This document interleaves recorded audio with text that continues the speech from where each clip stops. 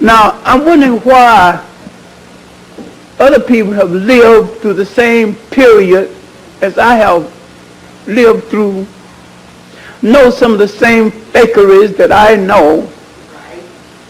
Why do I always bail the cat, take the bunt, and identify the fakery, but others know the same fakery and kept quiet? I'm still taking the flak for being the first one to say that the so-called Million Man March was a con game and a method of washing the ego of Louis Farrakhan, and that nothing will be achieved that could not have been achieved without a march. I'm still getting hate mail from my own people, threatening my very existence. People who've been friends of mine for 30 years have broken off relationship with me. The man's crazy. He's against everything. I'm not against everything. I'm against a lie. I'm for truth.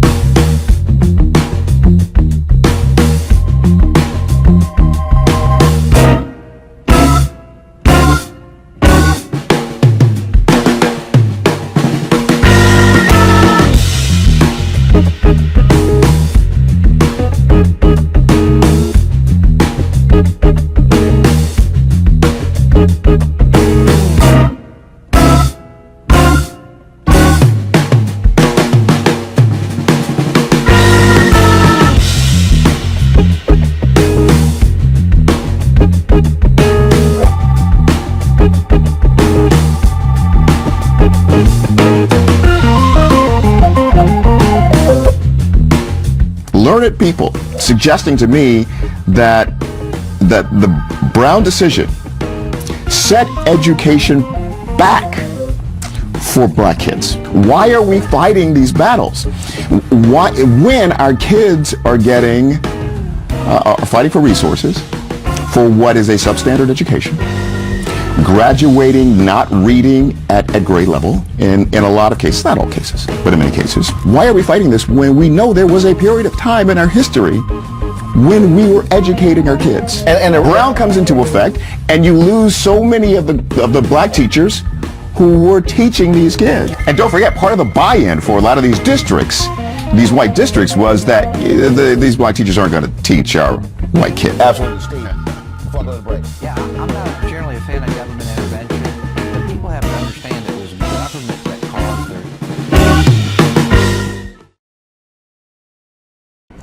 The first colony the Arabs founded in Africa was in the Dahlak Islands in Eritrea, and the Arabs developed a large slave trade to feed the insatiable demands of the Basra salt and soil reclamation projects around Basra in Iraq, where the delta, where the Tigris and Euphrates enters the Persian Gulf. This is also in Muhammad's time, 7th century. Yes. So this was the rise of the Arab Empire that became, an international empire.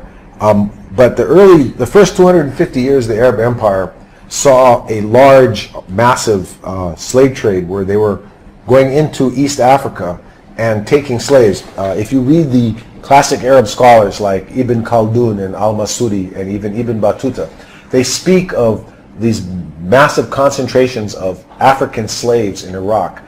They were called the Zanj, as in Zanzibar or in Tanzania. The Arab word for Africans was Zanj, Z-A-N-J.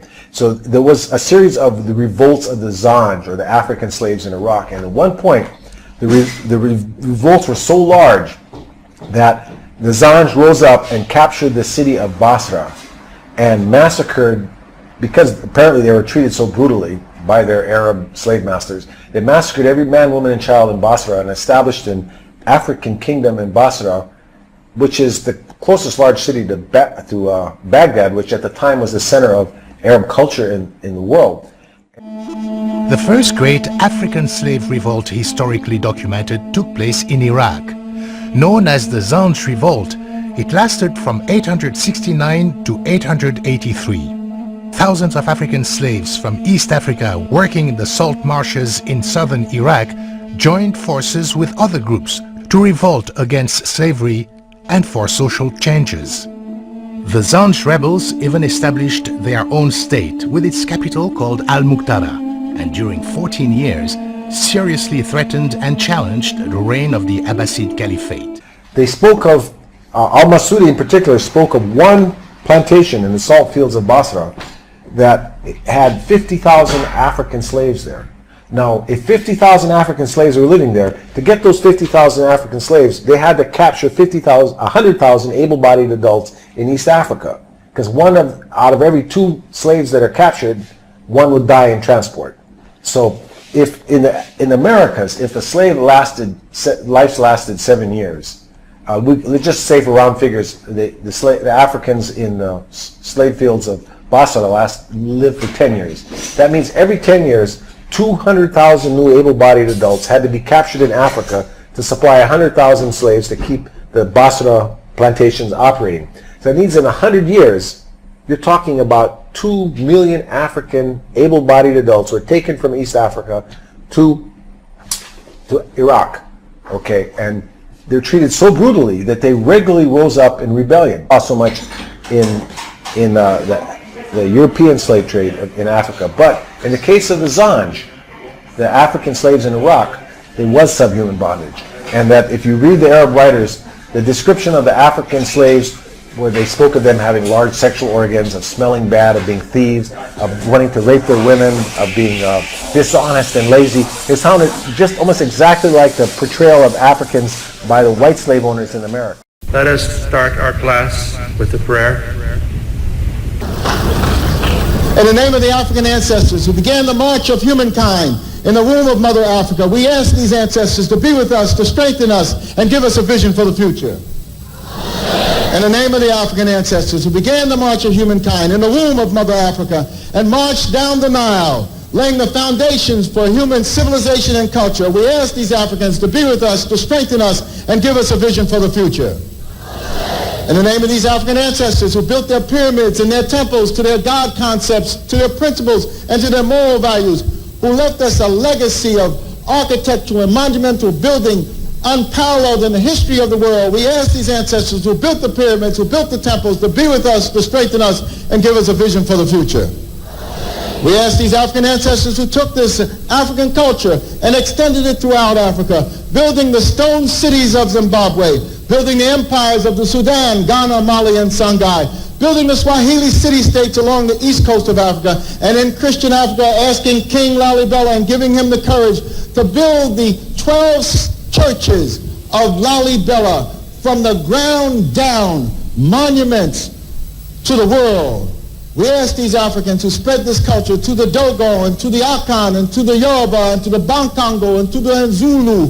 We ask these Africans to be with us, to strengthen us, and give us a vision for the future. In the name of the Africans who opened up Africa, opened up the Nile Valley to other cultures and other peoples, and they came in and nurtured themselves on the African greatness.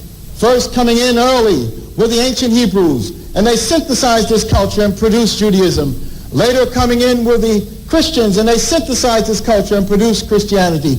Coming in were also the Greeks, who took the African culture, synthesized it, and produced Greek civilization. And then later, the Prophet Muhammad, and with the Arabs coming into the Nile Valley, they synthesized the culture and produced Islam. We ask these African ancestors, who as part of their legacy laid the foundations for Judaism, Christianity, Islam, and Greek civilization, to be with us, to strengthen us, and give us a vision for the future. We ask those African ancestors pulled out of Africa, taken to the hells of North America, South America, the Caribbean, maintaining the spirit of African humanity in their hearts and in their minds, and who left us this enormous legacy of struggle. We ask those Africans who resisted enslavement in the villages of Africa, who resisted enslavement in the shores of Africa, who resisted enslavement in those forts and dungeons, who resisted enslavement in the holds of those ships, who resisted enslavement when they arrived on these shores in the New World. We ask these Africans who ran into the highlands of northeast Brazil and established for 100 years the first free republic in the Americas, the Republic of Palmares, and their last great leader, Zumbi, whose spirit and sacrifice. We asked these Africans who replicated the Brazilian experience and went into the highlands of Jamaica and became the Maroon free communities. We asked these Africans who went into the backwoods of the Guyanas and Suriname and created free republic of the Suramaka and the Ajuka. We asked these Africans who went into the backwoods of Georgia and the swamps of Florida and moved with the Seminole Indians and resisted oppression. We ask these Africans who left us a legacy of struggle and resistance, the likes of which no one in the world has, to be with us, to strengthen us, and give us a vision for the future. We ask these Africans who created and laid for us a foundation of struggle and resistance that was passed on generation after generation, that was passed on to Harriet Tubman, who fought her way out of enslavement and became a symbol of freedom for all of us. Similarly, Frederick Douglass and hundreds of thousands of others fought their way out of enslavement. We asked those Africans who went with Boukman Dessalines to create the greatest revolutionary experience in the history of the world, the Haitian Revolution, leaving us a legacy, the likes of which no one else has had. We asked these Africans to be with us, to strengthen us, and give us a vision for the future. So, it's the Running African. Stay tuned.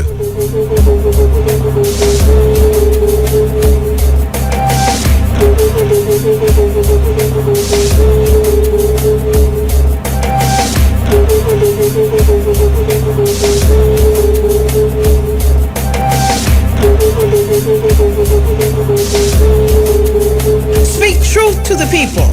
To identify the enemy is to free the mind. Free the mind of the people. Speak to the mind of the people. Speak truth.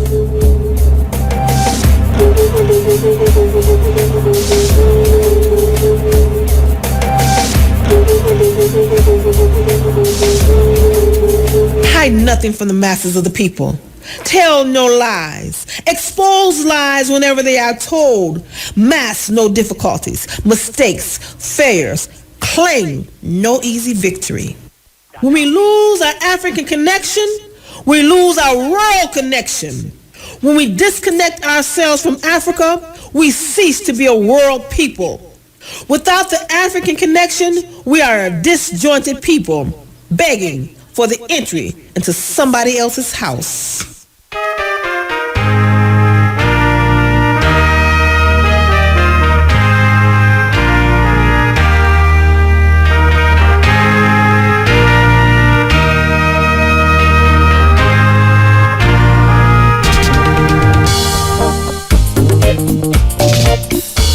Don't kill the Rastas.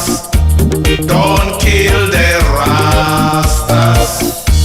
Don't kill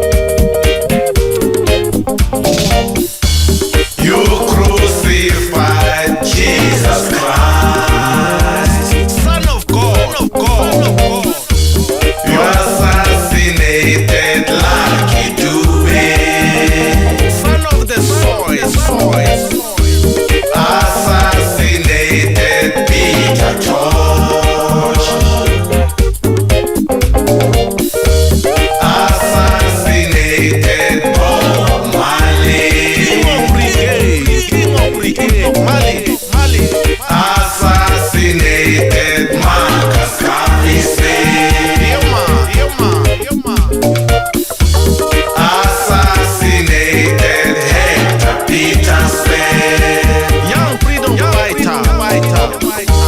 Assassinated Chris Hani.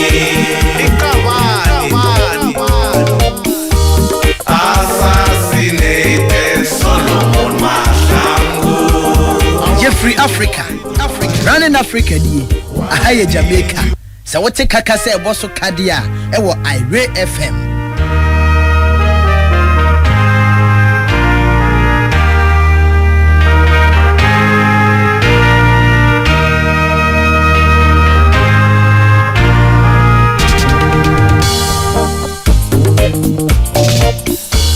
Don't kill the Rastas. Don't kill the Rastas. Don't kill the Rastas.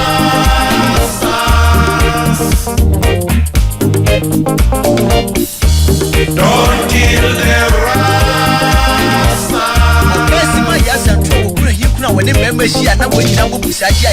You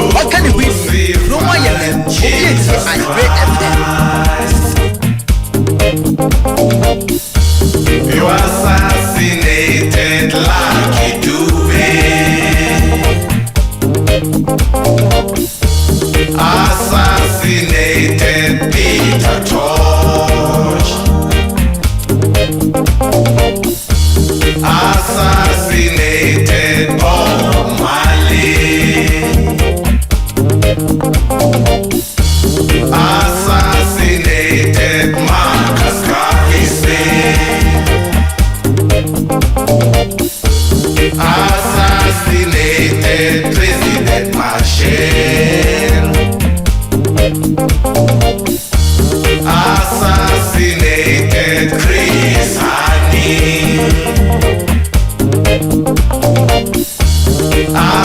Assassinated Solomon Mahlangu.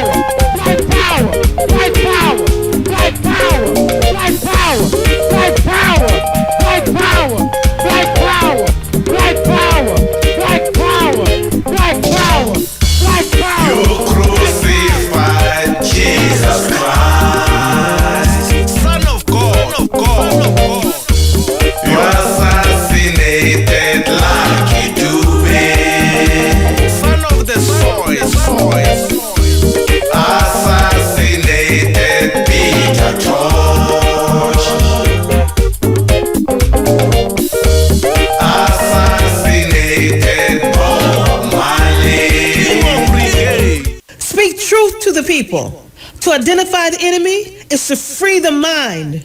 Free the mind of the people. Speak to the mind of the people. Speak truth. Mama nimechoshwa na haya mateso. Jinsi anavyonitesa huyu baba wa kambo. Sitaweza kamwe kuvumilia. Sitaweza kamwe kuvumilia. Amekuwa hanijali hata kwa maradhi. Usiku na mchana yuhani In just a few minutes, we'll be going live to China. By the way, it's Monday morning in China already, isn't it? Yes, it's Monday morning in China. And we're going live to speak with Professor Horace Campbell in just a few minutes at 7:30, in 3 or so minutes. And we're going to be looking at global nature and the catastrophic failure in Libya, lessons for Africa in forging, on the forging of African unity. Professor Campbell investigates the political and economic crises of the early 21st century through the prism of NATO's intervention in Libya. In the book, he traces the origins of the conflict, situates it in the broader context of the Arab Spring uprisings, and explains the expanded role of a post-Cold War NATO. He argues that the military organization is an instrument through which a capitalist class of North America and Europe seeks to impose its political will on the rest of the world, however warped by the increasingly outmoded neoliberal form of capitalism. The intervention in Libya, characterized by bombing campaigns, military information operations, third-party countries and private contractors, Professor Campbell argues, exemplifies this new model. He points out that while political elites in the West were quick to celebrate the intervention in Libya as a success, the NATO campaign caused many civilian deaths and destroyed the nation's infrastructure. Furthermore, he argues that the instability it unleashed in the forms of militias and terrorist groups have only begun to be reckoned with as the United States learned when its embassy was attacked and personnel, including the ambassador, were killed. Global NATO and the catastrophic failure in Libya. Lessons for Africa in the forging of African unity. A book by Professor Horace Campbell. For discussion coming up in just a minute.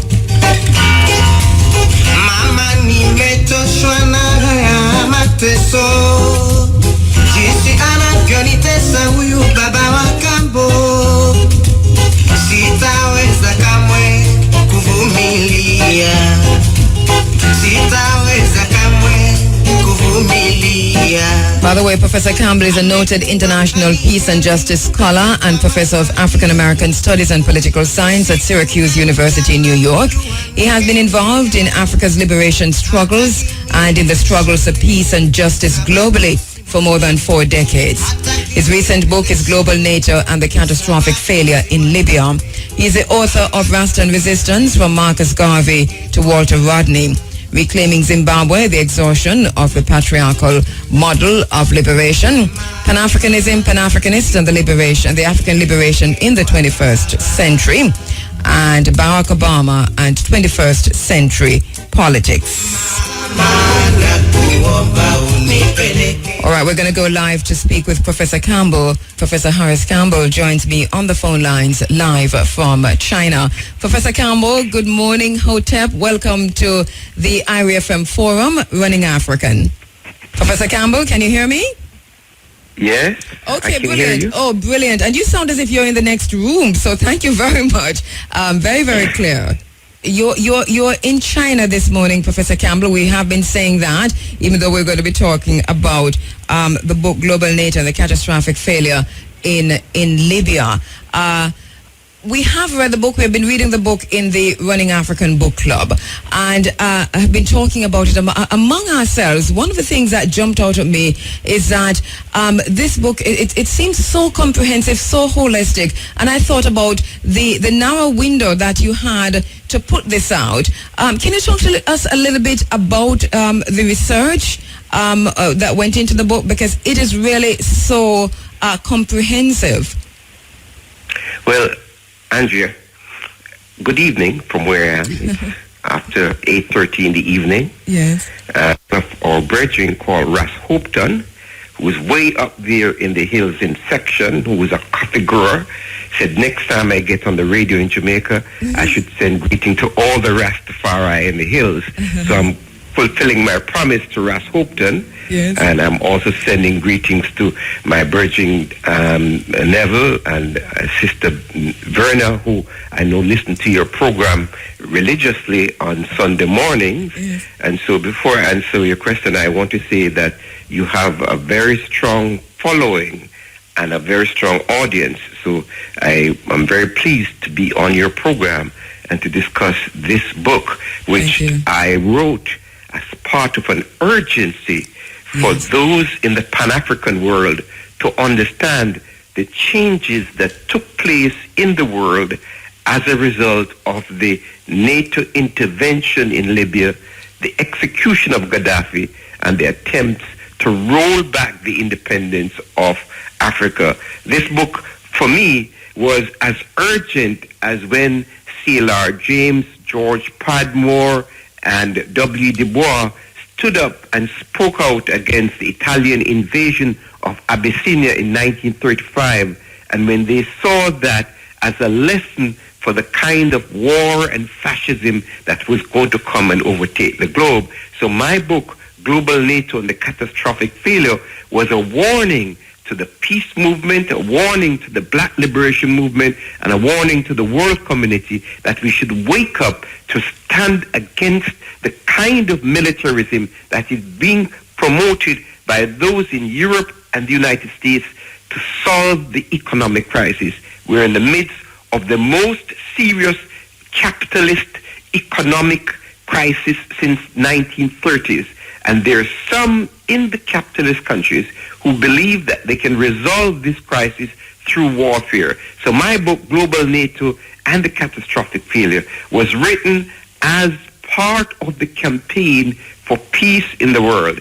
And I'm hoping that some members of your book club in Jamaica would read the book. When I came to Jamaica, I was hoping that I could speak to the book there and have a launch of the book, but that was not to be. I'm hoping that I can still do that sometime in the spring. You can still do that, Professor, and we'd really appreciate if that happens on the ground in Jamaica, because more and more people are just beginning to hear about the book, the amount of responses that I've been getting as a result of talking about this and tweeting and writing about it. So that would be very good. All right, so let us, I want to look at the Arab Spring and so on, but first of all, I want to understand a little bit more about NATO before we get into those specifics. And you have done that very, very well in the book. A lot of what I know and most of what I know of NATO now is coming from the book. Thank you very much for that. So help us to understand NATO and the evolving of NATO from 6 or 12 members into what we now know today as global NATO. Yes, the global NATO is a formulation that I'm using to try to bring across to the concerned citizens over the world the fact that NATO was conceived of as an alliance to prevent the spread of communism. It was started in 1949 and conceived of as a military alliance to stop the spread of communism. Usually when such military alliance is formed and their mission is accomplished, that is, at the end of the Soviet Union in 1991, it would have been expected that there would have been a dissolution of NATO because its original objective had been achieved.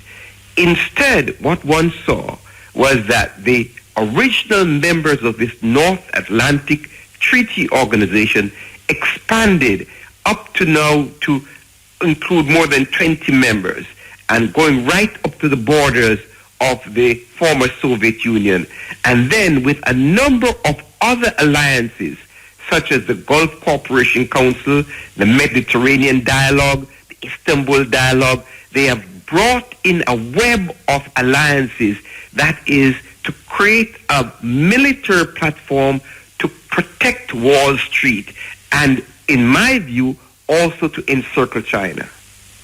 Mm-hmm. And we have heard mention of this in some of the fora that we've heard China making comments to this effect. I found it your book this point in your book very, very interesting, because this has been dismissed so many times by some of the so-called experts when China makes this assertion.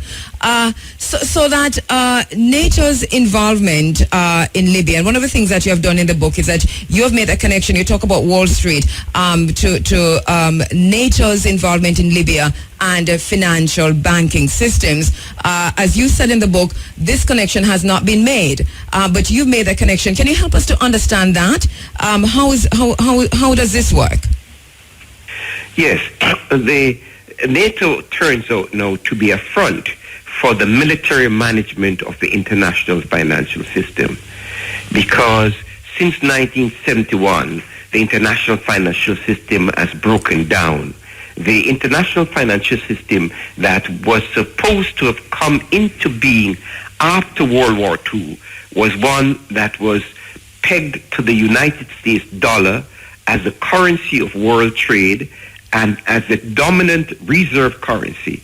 And under the Articles of Agreement of the International Monetary Fund of 1944, the United States dollar had to be backed up $35 to an ounce of gold. But after the wars in Vietnam, the United States could not maintain its commitment. And so since that time, we had a floating exchange rate, and we have had the creation of what is called financial markets in the United States. So that whereas in the 1950s and 60s, United States used to be a dominant manufacturing economy, in the 1980s and 90s, we have the development of what are called financial products. That is collateral debt obligation or credit default swaps, which are financial instruments which created a bubble. And we saw this bubble in the dot-com bubble, the housing bubble, and all these bubbles are supposed to detach the financial securities section of the economy from the real economy, where people produce goods and services, build roads, houses, schools, and plant crops.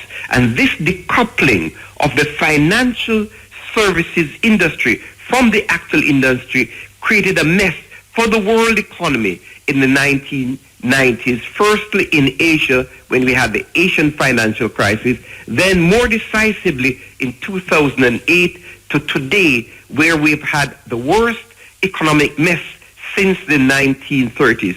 What has happened is that because the dollar is not backed up by anything other than the U.S. military, the United States has to project force internationally to legitimate itself. And we see the crisis of the American economy being played out before the world today with the shutdown of the U.S. economy. But for the peoples of the world, what this is pointing to is that we have to find a new international financial architecture so that we break from the monopoly of the US dollar. And I think we are now in the transition from the unipolar currency to the multipolar currency. That is, we'll be having the US dollar, the euro, the Latin American currency, the Asian currency, the Chinese RMB, and the most important currency that needs to be asserted in the world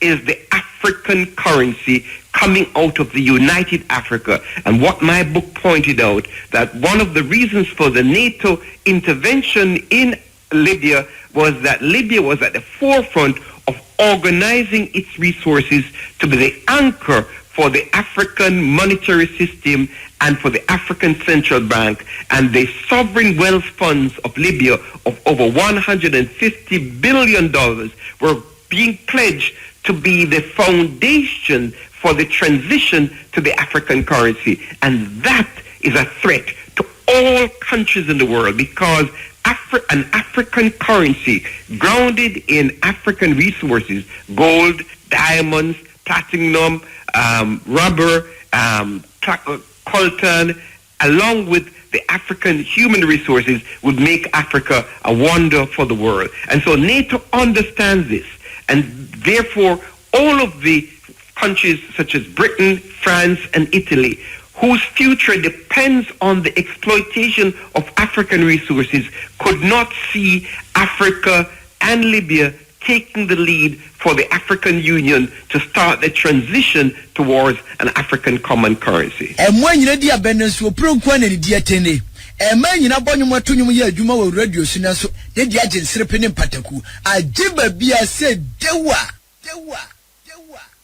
And we want to explore that a bit more, but many will say, Professor, that but wasn't the Libya situation part of the wider Arab Spring? What happened in Tunisia? What happened in Egypt? How could we make this out to be something else? Well, before I answer your question, let me say we don't call it the Arab Spring because Libya, Tunisia, and Egypt are part of Africa. Of course. And because we have published a book from Pambazuka called it The African Awakening, and we talked about the structural conditions in Africa that is leading to this awakening. We see that going on today as we speak in Sudan. So it's a process that began in Tunisia that is still ongoing in Egypt. Today in Egypt, there are demonstrations on the street because the third phase of the Egyptian revolution is going on. Let me get back to the point about the economic stakes that were involved. Yes. The international financial crisis is real. In Western Europe, they attempted to create a currency called the euro, which was supposed to alleviate the dependence of the European economic community on the US dollar as a reserve currency because the United States was in this continuous deficit. The Europeans, however, involved themselves into these markets of financial instruments, and countries like Greece, Portugal, Spain, Italy got trapped into this financial crisis. So there is a real economic financial stress within Western Europe, and we should not get around this, that these are very dangerous times in relationship to the economic conditions in the world. It is what is disquieting for North America and Western Europe that in the midst of this financial crisis, it is the countries such as China, India, Brazil, and the African countries that are showing economic diversification. In fact, it is in Africa where we see the most rapid changes at the economic level, primarily because Africa was not involved in the speculative financial products that were called derivatives. In other words, the very only development of African financial markets turned out to be an asset in this global economic crisis, so that everybody now is moving towards investing in Africa, because when they invest in North America, they are investing in dubious financial products. But when they invest in Africa, they're investing in real infrastructure, gold, African diamonds. And one of the reasons for my book is that in the past, the Jamaican, Caribbean, Pan-African communities were linked up with the African Liberation Project so that they acted together from the time of Garvey and C.L.R. James and Walter Rodney with the African Liberation Project, so that the future of Africa was tied up with the Caribbean. We're trying to use this book to bring back that linkages that was started by Garvey and Padmore and Nkrumah, so that the Caribbean community is not distracted by the superficial ideas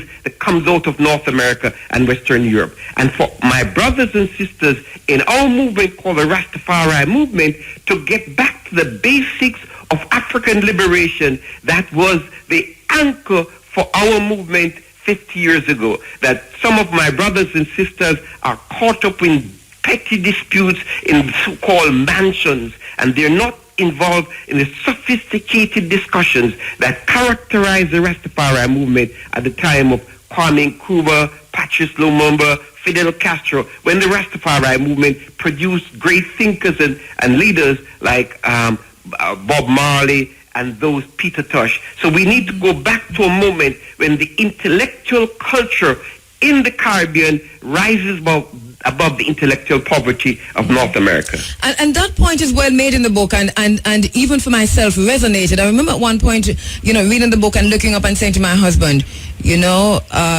I was kind of if and butting through it, because something really got to me that just reading this and reading through the book, I'm beginning to rethink the Pan-African movement, the Rastafari movement, and I'm saying the way we're doing it, because this was my conclusion in the middle of your book, the way we're doing this is wrong. There's so much that we are not talking about, so much that we are not paying attention to, and so I got that point from the book, and I really do hope that others will buy this and read the book, Professor. Another thing that you have brought to the fore, and I know we kind of glazed over the so-called, because many people know it as Arab Spring, the African Awakening. We're going to get back to that. Yes, I want to get back to you. I want to get back to that. But another thing that you taught that came forcefully home to me through reading the book is how you have situated France and the actions of not just NATO but France in particular and the colonizing forces on the continent of Africa. But it dawned on me while reading that we also have to talk about our African leaders and African leadership. If it is that we can have Senegal, for example, as you pointed in the book, being the first to recognize the NTC moving outside of the African Union and so on. Why is the African Union, for want of a better word, so impotent in situations like this, like what happened in Libya? Yes, okay, but we will come to the African Union, but let us discuss the African Awakening and the revolutionary momentum that's going on in Africa at the present moment, because it is a revolution that is in its original days, and we still have 5 or 10 more years of it to wind itself through. What are the conditions that are giving rise to this African awakening that started when Mohamed Bouazizi set himself on fire in Sidi Bouzid in Tunisia? What is it that brought the people of Egypt out on the streets for those 11 days that brought down Mubarak? What is it that is bringing out the young people on the streets of Khartoum today to fight for better conditions? The bottom line is this same economic crisis is brought to the forefront the fact that we are living in societies all over the world where the wealth of the society has gone to the top 1%, and the bottom 90% of the population, mostly the working poor people, they have caught hell. So the conditions of unemployment, hunger, poor education, absence of health care, lack of housing, and the violence that is promoted among the young people in these conditions have brought a crisis of conditions of life for the majority of people. And the people, young people, says enough is enough.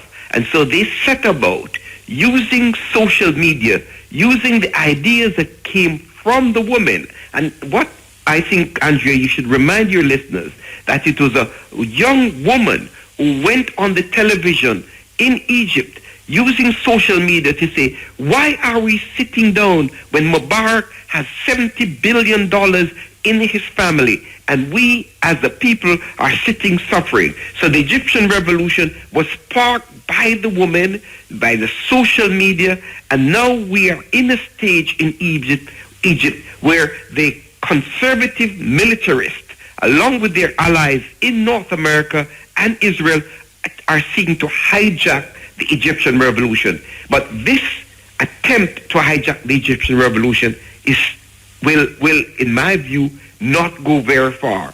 So we cannot make any definitive statement about where the revolutionary process will go. What is important for people in societies like Jamaica is not to be distracted by the propaganda war of the West. That we in Jamaica should be asking ourselves, how do we organize politically so that we end unemployment, gun violence, and the structural conditions that are in Jamaica that are similar to the peoples of Egypt, Tunisia, Sudan, and all over Africa. And you've done this throughout the book in terms of pointing to the lessons. We keep saying global nature and the catastrophic failure in Libya, but the book is also lessons for Africa in the forging of African unity, and that's important because throughout the book you point to the different lessons to be learned, and we want to talk about that. We have so much to talk about, Professor, that it cannot be a one interview. Let me just say that. So much to look into. All right, so obviously lessons to be learned. Let us quickly for our listeners, because this it was good for me to read more about Egypt. A caller called earlier and asked a question, and I said when you come on, we will go into that, because one of the things that I found really interesting in the book was that we talk a lot about when we saw the NATO incursion in Libya, that we were focused on oil, but you have in the book gone beyond that, and you say Libya was important for not just oil, for water and for other reasons. Can you help us to understand why Libya was that important, and to whom? Well, the future planning for the unification of Africa will be based on unifying the water resources of Africa. And Africa sits on vast oceans of underground water. One of the biggest is the Libyan aquifer. It's like a big ocean of fresh water. And Europe knows this, especially France, which has always had its eyes on this water. Gaddafi had spent $25 billion for a great man-made river to try to bring back parts of the desert, to reclaim the desert. In the plans for the unification of Africa, the progressive wing of the global Pan-African movement, we are discussing plans for great canals to replenish Africa. We want to see the building of a canal from the Congo River, mainly the Ubangi tributary of the Congo River, right up to Lake Chad. Lake Chad has lost 1/3 of its water because of global warming. So the conception of Pan-Africanism that is coming out of Africa today is how to use these vast water resources for the well-being of the African people when 300 million people in Africa are without water. And when we have institutions and organizations of the United Nations talking about bringing water to Africa, it is actually a double speak, because all the planning of the World Bank is to privatize water and to put the water of Africa into the hands of foreign companies so that you disempower and disenfranchise Africa from the most important resource in Africa, that is African water. And every week we're hearing about these water resources. Last week we heard about another great ocean of water under Kenya, which is an area of Turkana, and the engineering that is needed to harness these resources means that in societies such as Jamaica, we should be sending more of our young people to engineering schools instead of to business schools, because in the future planning for the regeneration of Africa will require water engineers, construction workers, and the kind of technical expertise which will be consistent with the regeneration on diversification of Africa in the 21st century. Mm-hmm. Another point you made in terms of the importance of Libya in all of this was solar energy. Yes. Let's talk about that, because this is something that we totally missed also. Well, as you read in the book, there's a German company called Desertec that has plans for setting up a vast solar plant across the desert in North Africa to provide power for Western Europe. We know from the technology that is being developed in solar energy, especially in Germany, Korea, in China, in Japan, and in Spain, that in the next 5 years, the solar revolution will have an impact on energy the same way that the cell phone has had an impact on telecommunications.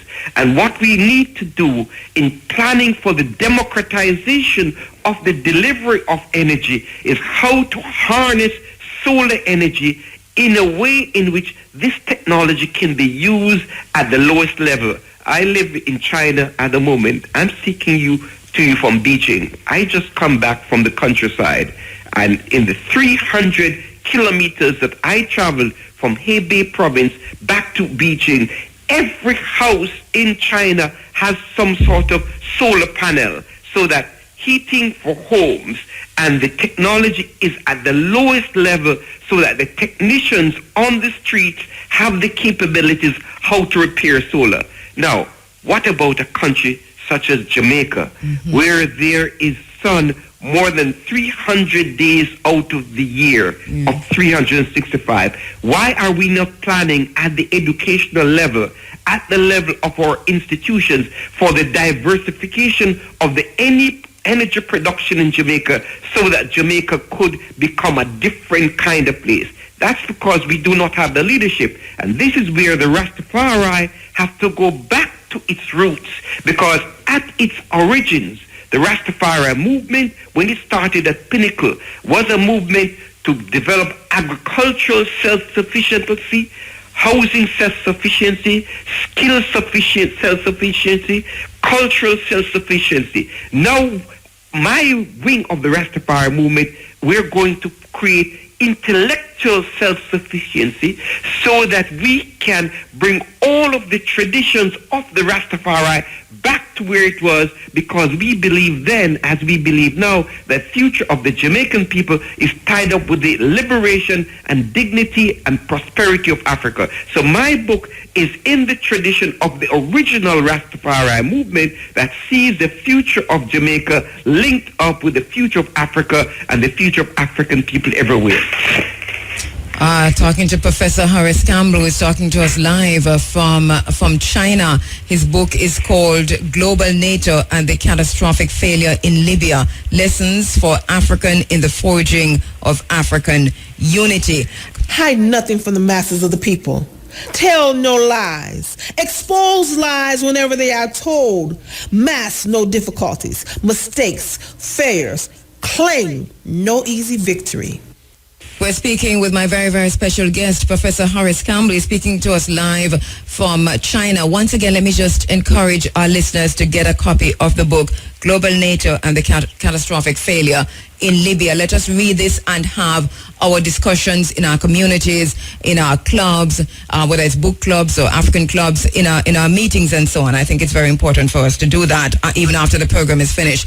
All right. So, Professor, I want to quickly kind of shift gears a bit. Well, we talked about, you also mentioned in Libya, why Libya was important, it was four things. One was the oil, water, solar energy, and also labor and the mental faculties of the people of Libya. But I want to just push ahead in the interest of time to talk quickly about Gaddafi, to talk about Libya and Gaddafi before the intervention of NATO.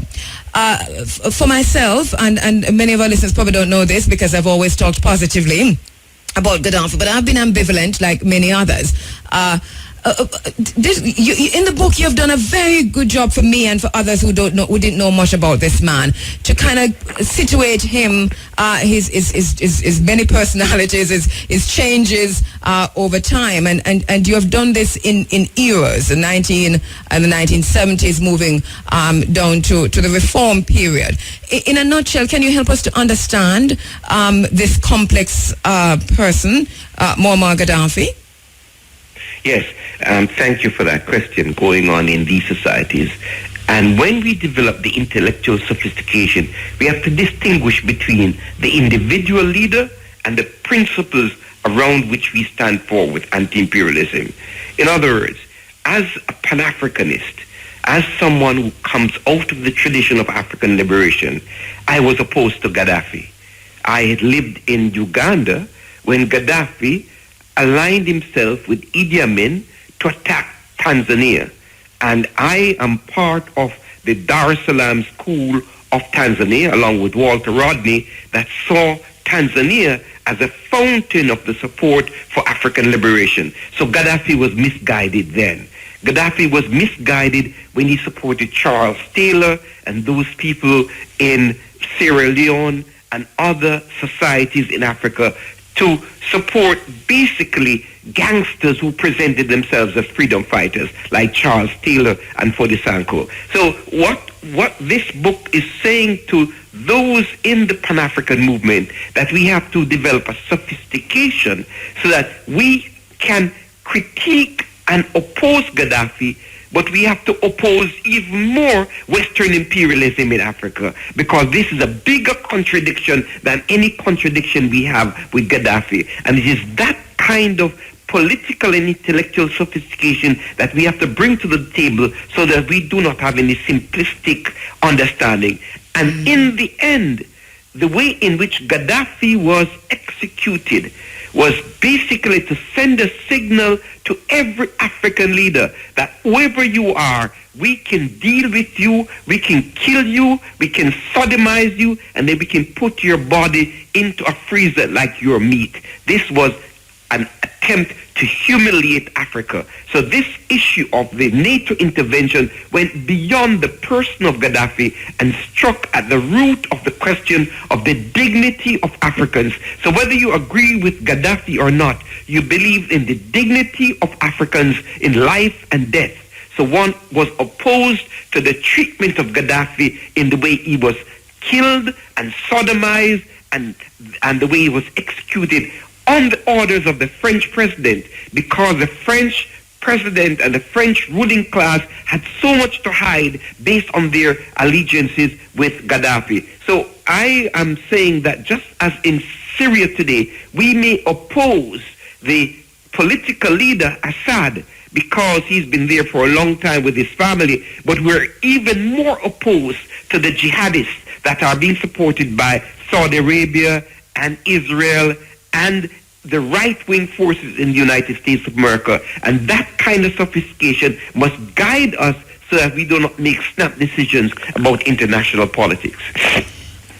Interestingly, what you've done in the book also, you included in the book Gaddafi's will, but you also talk about the violation, contravention of the Geneva Convention by NATO forces in the way Gaddafi was executed.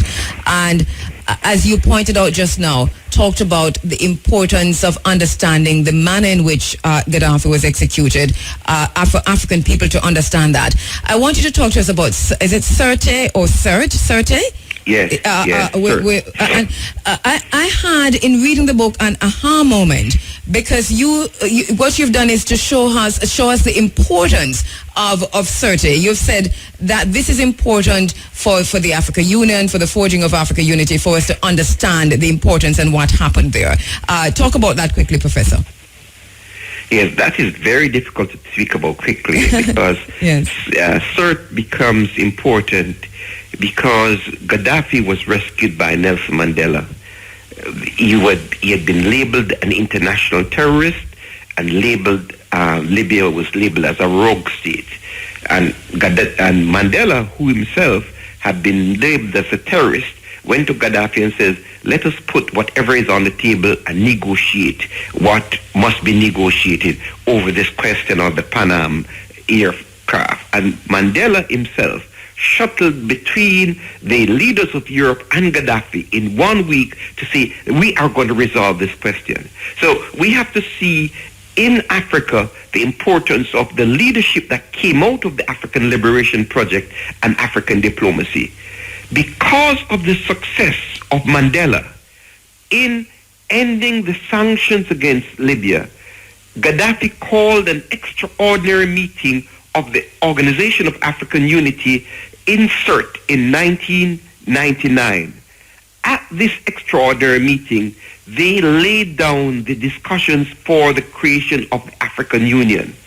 And within 2 years, we had an African Union. And I think this is the importance of CERT and the importance of Mandela and his relationship with Gaddafi. And up to now, Western Europeans and North Americans have not woken up to the fact that we have a new international body involved in international affairs called the African Union that brings together 54 governments in Africa, which is basically a holding operation, because those of us from the Garvey wing, the Nkrumah wing of the Pan-African movement, we want one union government, and we're pushing through our intellectual work and through this book for moving in that direction. So CERT becomes important because it was the birthplace of the current African Union. And you point also to the message that is inherent in the total alienation, the total destruction of CERT. And what is that message to the African Union? What is that message to us as Africans? The message from France and Britain is that we are not going to tolerate unity in Africa. And what they do is that they try to associate African unity with Gaddafi in order to discredit the African Union. They put propaganda in the minds of African young people. Africans are too divided on the basis of so-called tribe and religion to be united, and they have sent in their mercenaries, as they have done in places such as Mali and Central African Republic and Somalia, to create instability so that the project of African unity is hijacked. But we are not going to worry about that, because as we have seen in Mali, that the African Union have now sent forces into Mali along with China.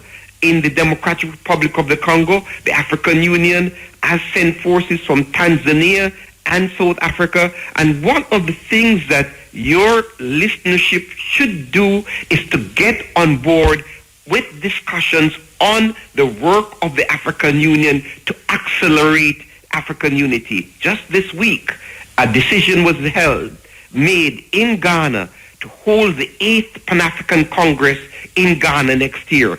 And the number one issue on the agenda for this Pan-African Congress is the full unification of Africa. So I think the level of literacy inside our community in Jamaica needs to be advanced, because when the Prime Minister of Jamaica went to Addis Ababa in May of this year, she got a whiff of this sentiment for unity, so that leaders from all over the world are sensing something new is going on. So the president of Brazil, the lady would say to France that Brazil is not going to accept any more French intervention because Brazil wants to get on the good side of Africa.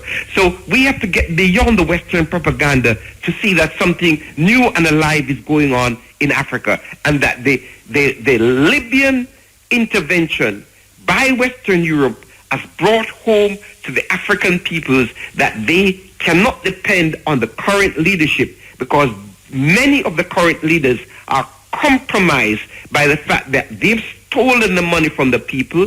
The money is in the banks in foreign countries, and their people are poor, and they go out begging for aid. So we need a people-backed African Union, and the people-backed African Union is the kind of unity from below that started the African independence process in the 1930s. And that is what my book is seeking to align with, that movement and momentum that is going on over Africa. All right, we're going to jump quickly, Professor, to the next point on the failure of NATO in Africa, and also quite a few responses, lots of responses coming in from our listeners, so hopefully we can get in a few. If not, then we'll pick this up another time. But the book indeed is NATO's global NATO and the catastrophic failure in Libya. Lots of the reports that came out after it was declared that, NATO was a success, the NATO intervention in Libya was a success, and you talk about this in your book, but you're saying no, this was a catastrophic failure. How so? It was a failure because the NATO forces and their diplomats used the pretext of responsibility to protect to go into Libya to say they were protecting the people of Libya from the government of Gaddafi.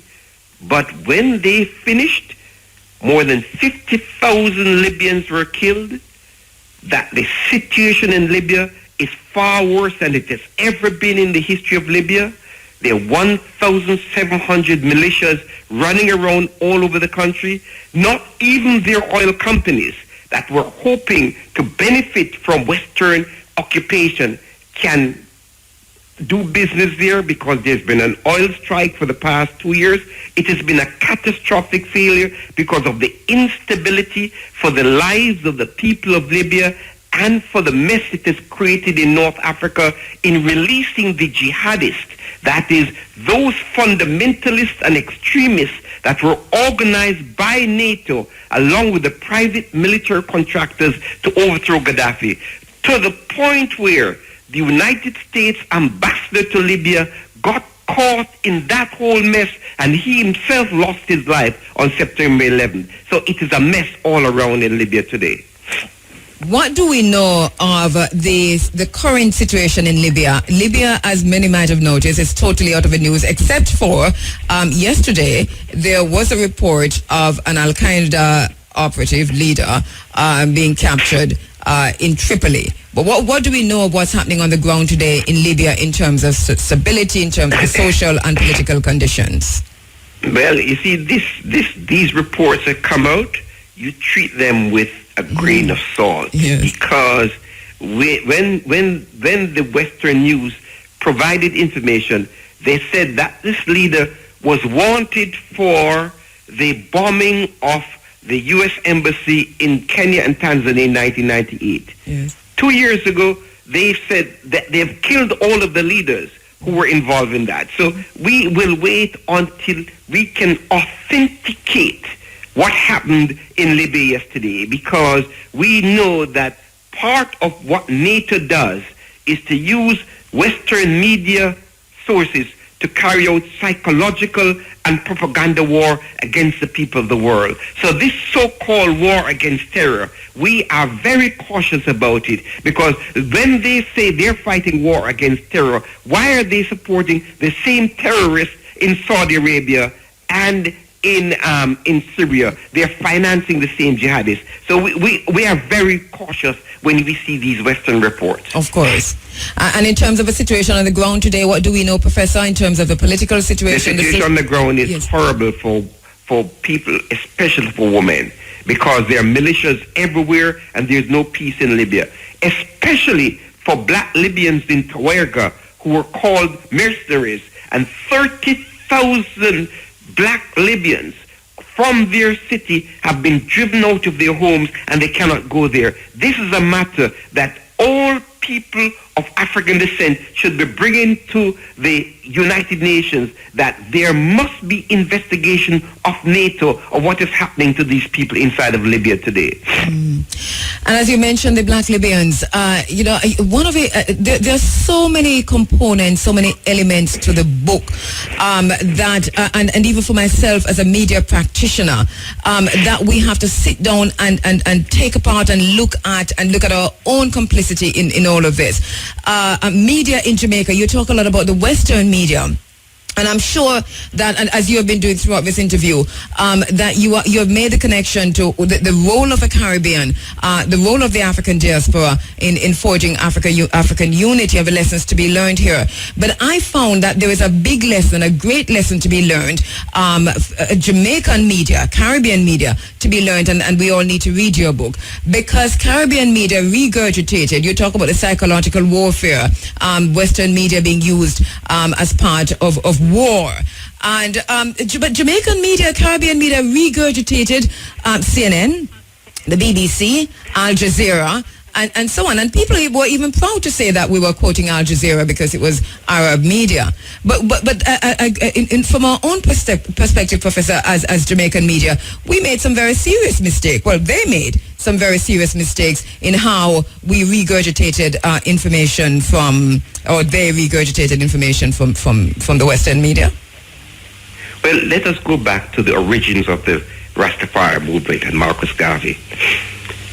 In our original movement, when the Western press called someone like Patrice Lumumba a murderer and a terrorist, the Rastafari movement would say Patrice Lumumba is a freedom fighter.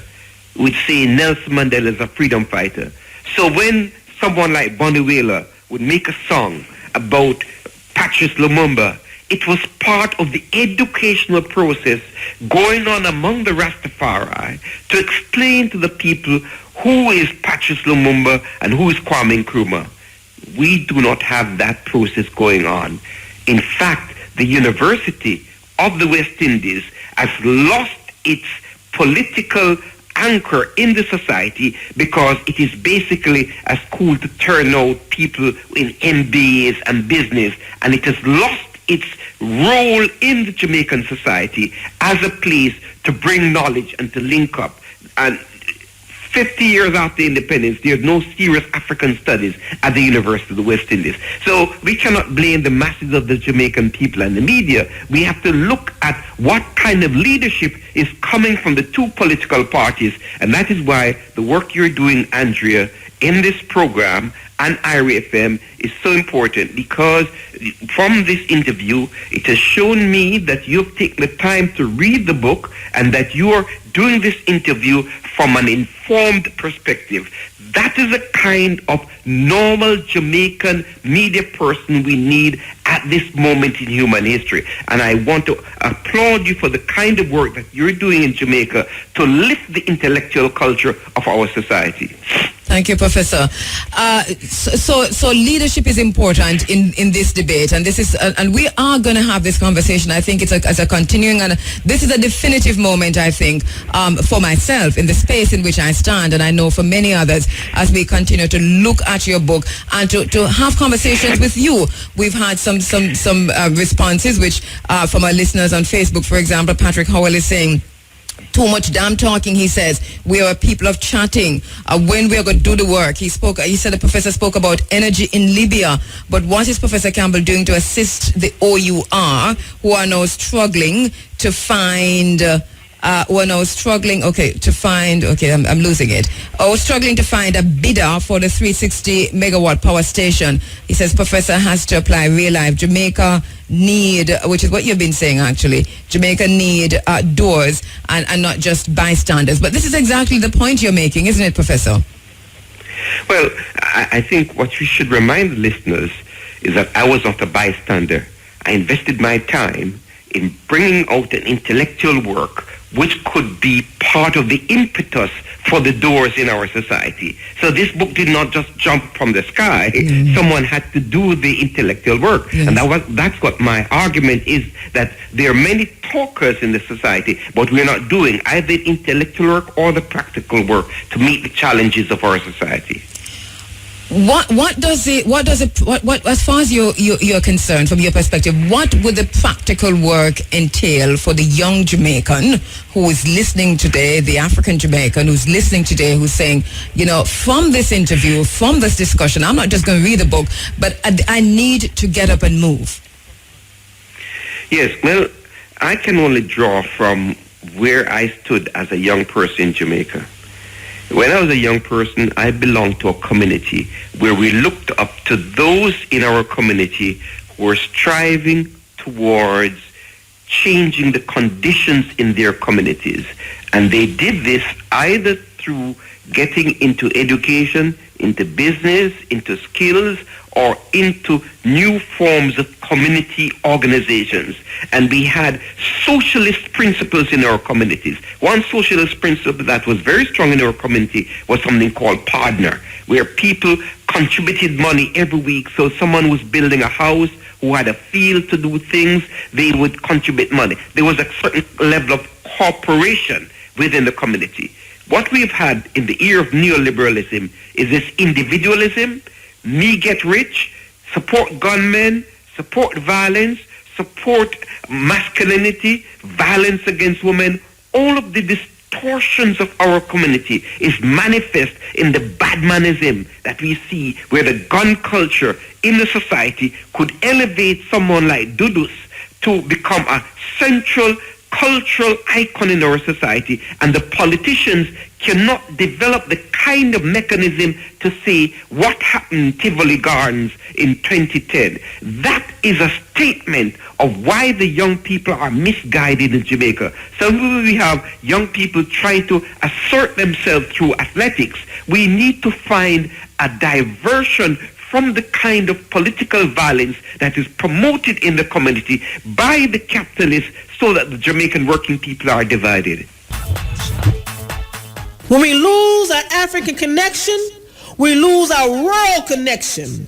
When we disconnect ourselves from Africa, we cease to be a world people. Without the African connection, we are a disjointed people, begging for the entry into somebody else's house. All right, we're back with you inside of the RFM Forum. Running African, Professor Horace Campbell is on the line. He's talking to us from China. And Professor, I want to talk in the 6 minutes a little bit about China. So please allow me to do that. But a note from Muta Baruka, who's listening, Cutting Edge, Running African. He says, doing the work, other media houses need to come to grips with it as it concerns Africa. Thank you very much for that, Muta. And I'm sure he's saying hi to you too, Professor. Yes, I want to heal up Muta. Yes. We met last at the conference of the Rastafari that was held in late August in Jamaica. Yes. Let me say to your audience, I am teaching here for a semester in the #1 university in China, which is Tsinghua University, the most distinguished university in a country of 1.4 billion people. Now, I taught in the best universities in the world, but as a Jamaican, nobody would seem fit to invite me to teach in Jamaica because my views about Africa, Rastafari, and the dignity of black people is too dangerous for those who run the university in the West Indies. So I am here as a guest of the Chinese, and I'm in the middle of the transition that is going on in China, because the Chinese have been able to build a strong, independent, and dynamic society. Of course, there are a number of problems in China, but the struggles of the socialist construction in China is what has given the foundations for China to be a powerful state that it is. All week from October the 1st until tomorrow, October the 7th, the Chinese have a holiday. And that holiday is for the 64th year of celebrating socialism and the building of socialism by Chairman Mao. And I think we need, the Prime Minister of Jamaica was just here in China, and we need to have more Jamaicans coming to China to study Chinese, to study engineering, and to see the kind of ways that the young Chinese have the confidence of can do, that they can build a new society and they can own the society. When you walk around China and you see these Chinese people, they're not trying to run away to America or to France or to Britain. They want to build their societies. And what we need in Africa is the kind of leadership, the kind of ideas that can inspire our young people to say they can have a future where they were born. Professor, right now, ongoing discussions in Jamaica about China in Jamaica. Of course, we're also looking at China in Africa. But there's ambivalence, and I know where there's ambivalence, there are going to be questions. And it seems as if when people are ambivalent, then others take this to mean that they are opposing. It is not quite so. How, in the few minutes that we have, and I know it's not enough time, how would you suggest that we view China-Africa relations? I mean, China-Jamaica relations? Well, I think we need some time to discuss this in great depth, yes, because this is not a simple matter. No. This matter of the projection of Chinese economic and diplomatic power throughout the world is a new thrust. Right now, we have going on in the Asia Pacific Economic Forum that is going on in Bali in Indonesia. If you follow the meetings that are going on in Bali, Indonesia today, one would say if you're from Indonesia or Malaysia or from Singapore or South Korea, China is all powerful and projecting power. Jamaica has to see itself within the projection of Chinese power globally. It's not China is projecting its power in Jamaica. It's the new strength of the Chinese capabilities internationally. What we have to do is how do we develop our power to be able to match their power instead of sitting down and complaining about it. And that is why our branch of the Pan-African movement sees the future of Africa as a unified economic force that can be a force in world politics, because make no question about it, the Chinese power is here for the next 10 to 20 years. The only way you can match that is to develop your own power, to be able to develop alliances internationally, to be able to negotiate with the Chinese. We're going to leave it there, Professor. We have to continue these conversations, and I do hope that you'll be able to come to Jamaica later on to launch the book, and by the time you come, we hope that many others would have read the book. Can you say how can persons in Jamaica and those who are listening to us on the internet at irfm.net access and get a hold of the book? They can write to Monthly Review, which is in New York, or they can order the book through Amazon.com. And when we get an invitation to launch the book in February or March in Jamaica, we will try to ship enough copies down. I tried to interest some bookstores in Jamaica when I was there, and they said, oh, we're so busy with school that we can't be interested in a book about Libya. But I hope from this discussion there will be an audience for a discussion not only about Libya, but for the importance of African unity to meet the changed global economic situation. Right, and we do ask our listeners, because many persons have been writing to ask where the book is available. Call your bookstore, call Sangsters, call Amazon. Yeah, I know, but I'm just telling. Yes, call them to ask if they have the book, because the more calls they get, then they'll go in search of the book. Thank you very much, Professor. Really appreciate you taking this time off. It's almost night time now, I understand, in China, so we really, really appreciate you coming on. Thank you very much. Thank you so much, and say greetings to all my brethren and sisters all over the island. Thank you very much. We'll do Professor Horace Campbell there, coming to us live from China. Ahaya Jamaica. So what take kakase boso kadia ewo IRA FM.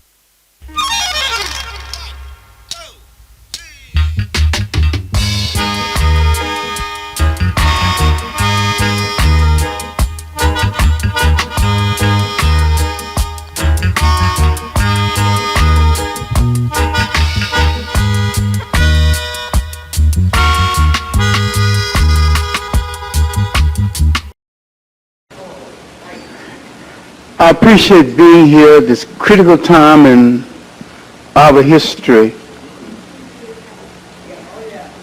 And each time I sit and think, meditate, and think I've got the subject and focus, another subject comes in focus that makes me want to stand again and speak still again. And you wonder, where will it end? I am a person consistently at war. And when you are consistently at war, you need an abode of peace. You need something to retreat within that will give you the peace to go back to the battlefield. And sometimes thinking over how I've spent my life and the fact that I could have done it otherwise, my peace within the wall came when I recognized I will never know peace, because I will never get out of the wall. And that for an activist in a liberation movement, war is normal. Peace is abnormal until the war is won. My mental notes for this morning is about the serious business of being serious.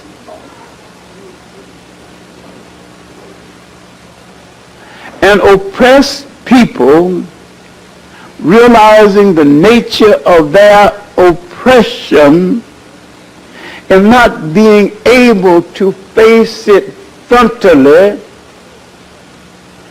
generally began to fantasize and create a world for themselves that is unreal, while the real world marches on and sometimes leaves them behind.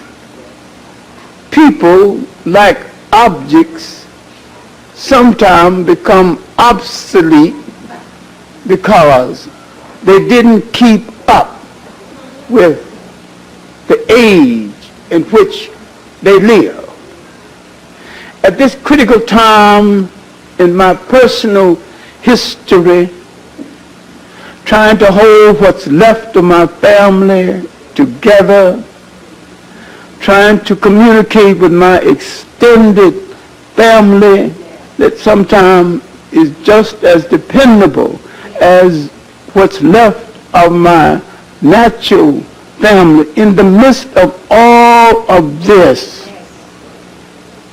and looking at the world marching forward and being a teacher of history, I know that we are psychologically, culturally, financially, and politically out of step with history because we are out of step with reality. We cannot continue to live fantasy. Now, I'm going to look at certain things, recent things, and explain the nature of the fantasy and the desired reality. I have many faults that I'm perfectly willing to admit, and one is a low toleration for people who do not read books. Books have been my salvation, my rescue,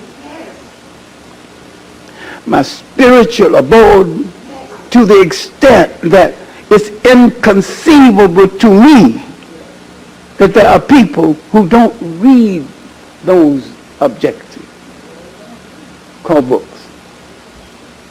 Now, I began with the Harlem event of last Tuesday. Then I'm going to work back and forth across history to show you how we are continually missing the point. Last Tuesday, there was an event in Harlem publicized as being for Winnie Mandela. It wasn't about Winnie Mandela at all. It was a charade and a local con game pulled in the name of Winnie Mandela to get an audience. And in every true sense, it was an offense to Winnie Mandela. And yet the place was packed. The people were there. And when she finally arrived, we were told that it wasn't about Winnie Mandela. It was about Queen Mother Moore passing her lifeline over to Winnie Mandela, as though that's possible. Now, to say something against Queen Mother Moore is like saying something against an icon.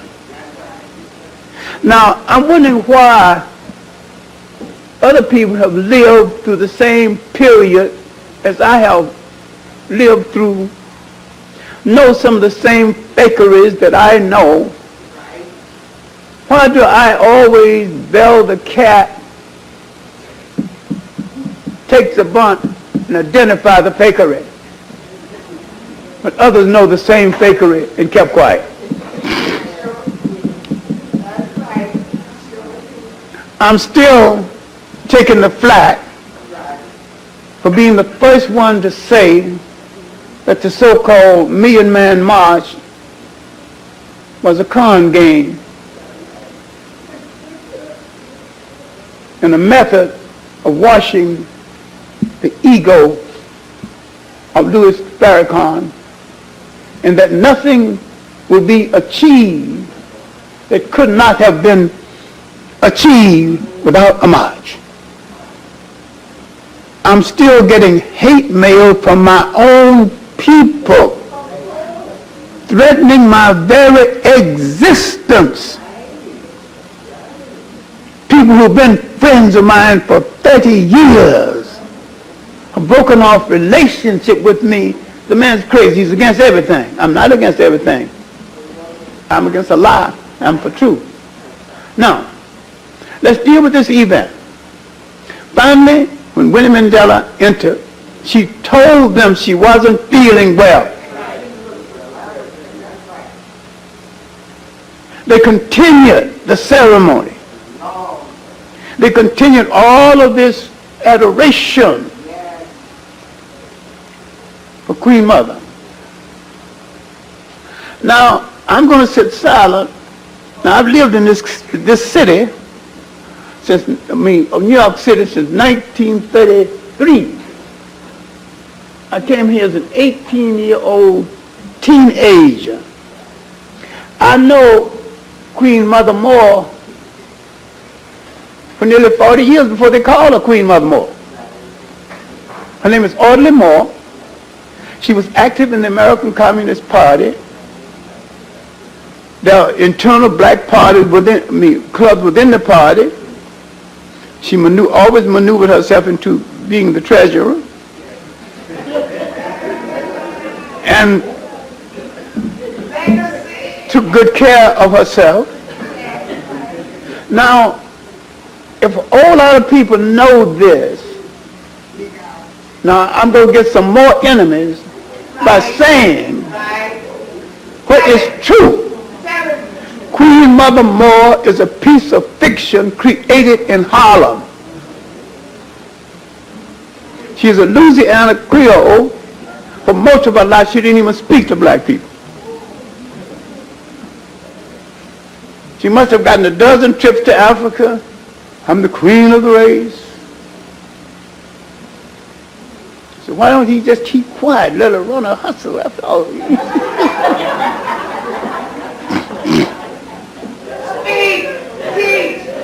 But the truth about the matter, right now, she's not running the hustle. Somebody else is running it and making a living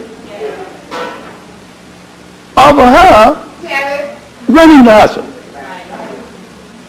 Taking up funds, well, the Queen Mother want to make still another trip to Africa. African nations give money, other sympathizers give money.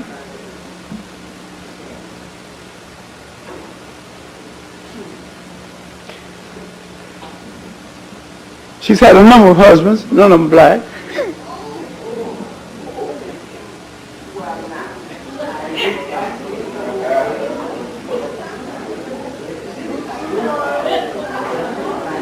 Now look, if you are to get serious about our freedom movement, you got to know the players in the game. Then you got to know the jokers in the game. I'm not against her. I have worked with her. She has some land upstate. She's going to call Mount Addis Ababa and build a university there, and I was going to be president of a university of some land that had no buildings. And when I finally visit the land, and not even a decent privy. Now, people move based on symbols. We created symbols to make the least use of them. The symbol on your money, the symbol on so much that you think started some other place, started with us. So they're using a symbol to get a whole lot of people together. They have a ceremony It has no definite meaning in our life right now because we engage in so much ceremony without substance. And we have not been able to ask leader a simple question. Leader, where are you leading me? And because we have not been able to ask that question, we have not created the kind of leaders that we need. Well, all right, now.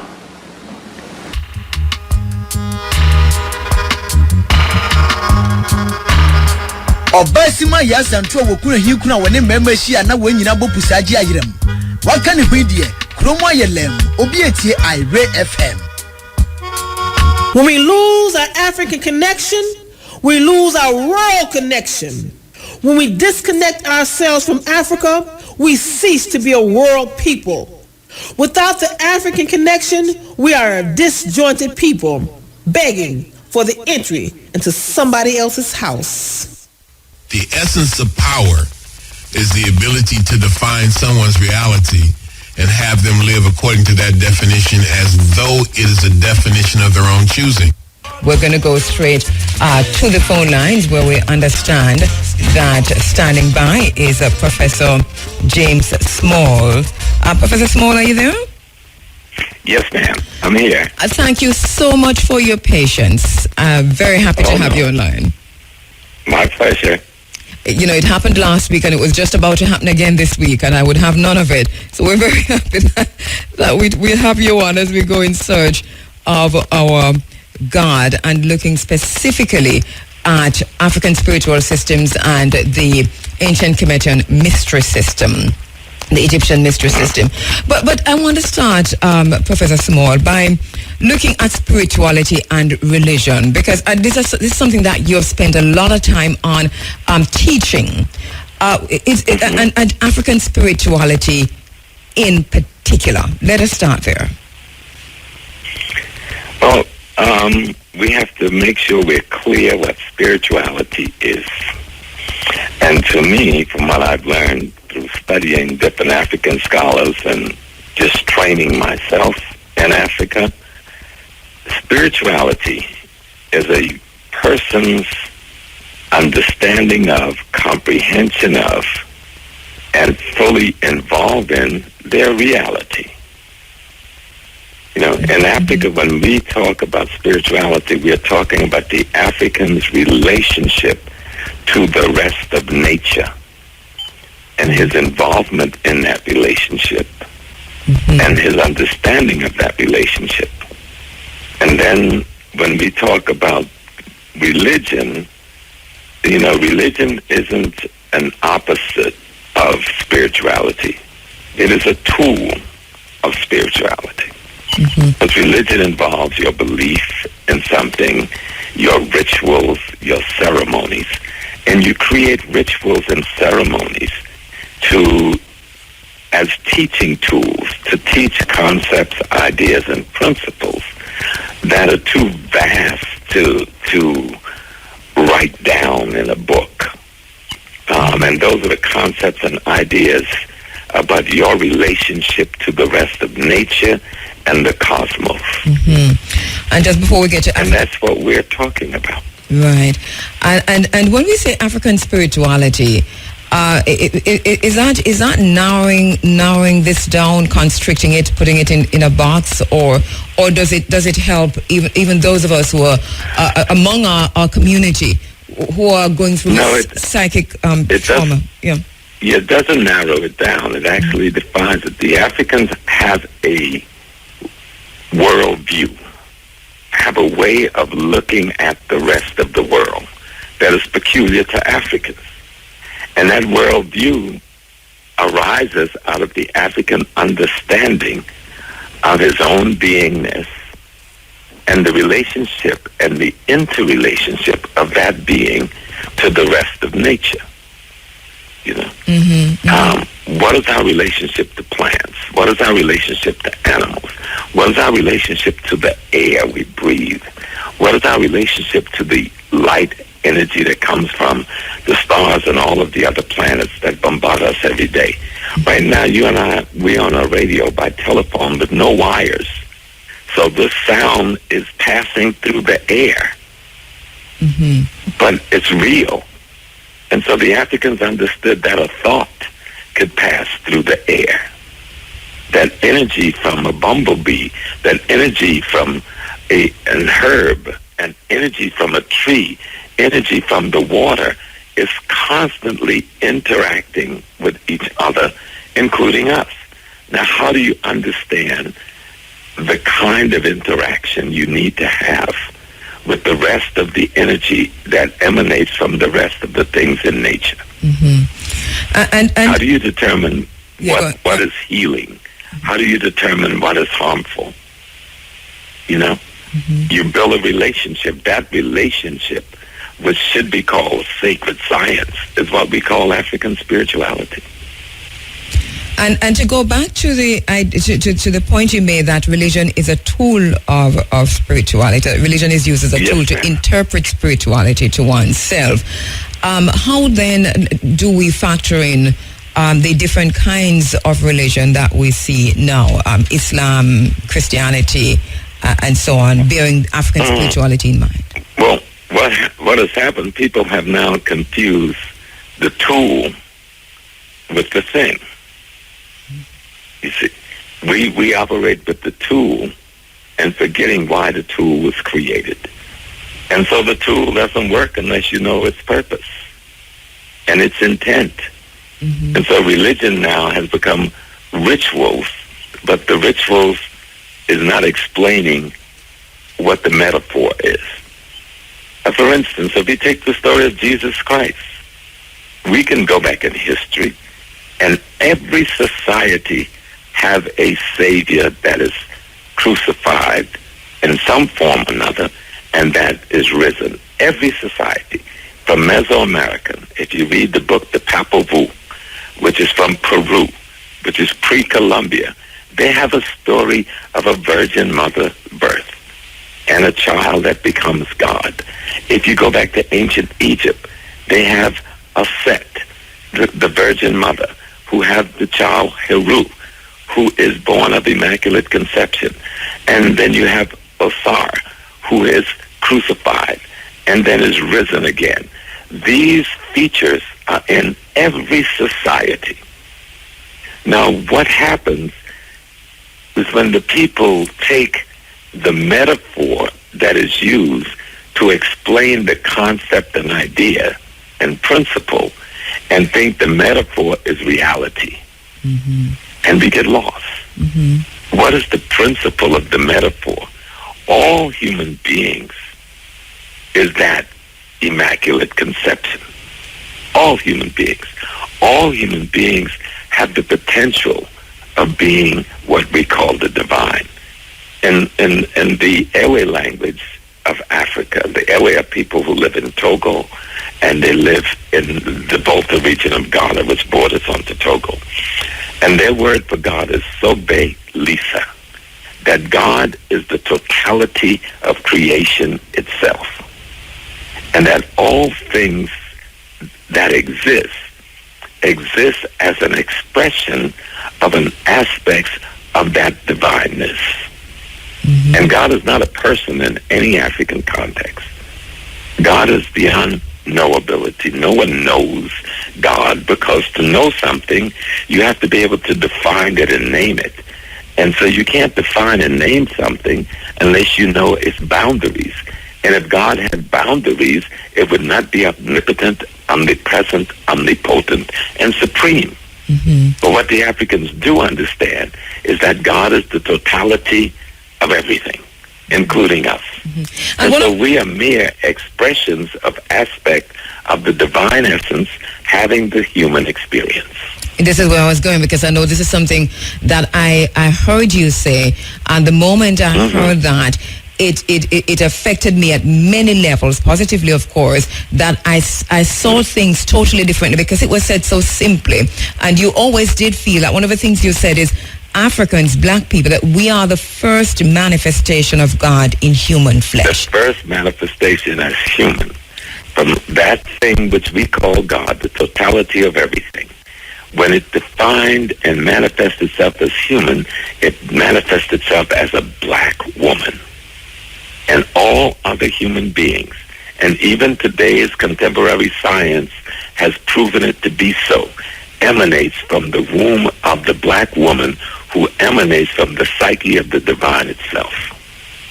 So what are we to make of Adam and Eve? It's a metaphor. The word Adam simply means earth in Hebrew. You see? Mm-hmm. And so Eve is the life force that comes up out of earth. It's a metaphor about nature and the cosmos. And if you just look at the language, it's incredible. You know, Dr. Ben told us that a mystery exists only because you don't know it. Yeah. Once you know a thing, it's not a mystery anymore. Mm-hmm. And the thing that we are calling a mystery is our basic understanding of nature itself. Human beings are made up of over 400 elements, you know. So that without controversy, which is what my father always said to me back in the day when we would question things, without controversy, great is a mystery of godliness. So that's it's a mystery to those who did not understand and those who wrote that. But one of the things you said, Professor Small, is that to go back to Christianity and Islam and so on, you point to the fact that these tools of spirituality evolved out of the understanding of spirituality, that they're fragments from the periphery of African spiritual systems. Can you explain that for us? And we have now confused the tools with spirituality. Religion is not spirituality. It's the tools. You know, if I want to tell the story of redemption, and then I can take the story of a Jacob, and I can write it on a few pages and explain when his brothers, who sells him into slavery out of envy, you know, at a point, they will redeem themselves when the father, Jacob, sends them in search of the brother. Because when you commit a crime against your own psyche, in order to be spiritually healthy, you must go through a period of redemption. We see the same thing even if we went to the Yoruba religion. We have people take our African spiritual system and the religious tools we create, and we've limited them to religion. And so we see people talk about the Yoruba religion, but there is no Yoruba religion. There is Ifa, which in Yoruba means the wisdom of nature. And there's Orisha, which in Yoruba means the forces in nature. So what we do is work with the wisdom of nature to guide us on how to use Orisha, the forces in nature. But if you confuse Shango with being a human being, you've lost your way.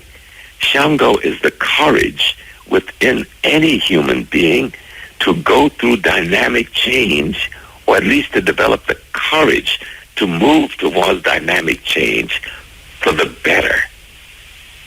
And in that metaphor of Shango, Shango marries Oya. Oya is the wind. The wind represents change in process. So the courage to change, which we call Shango in the Yoruba system, marries change in process, which we call Oya in the Yoruba system. And then Oya, the female, practice polyandry.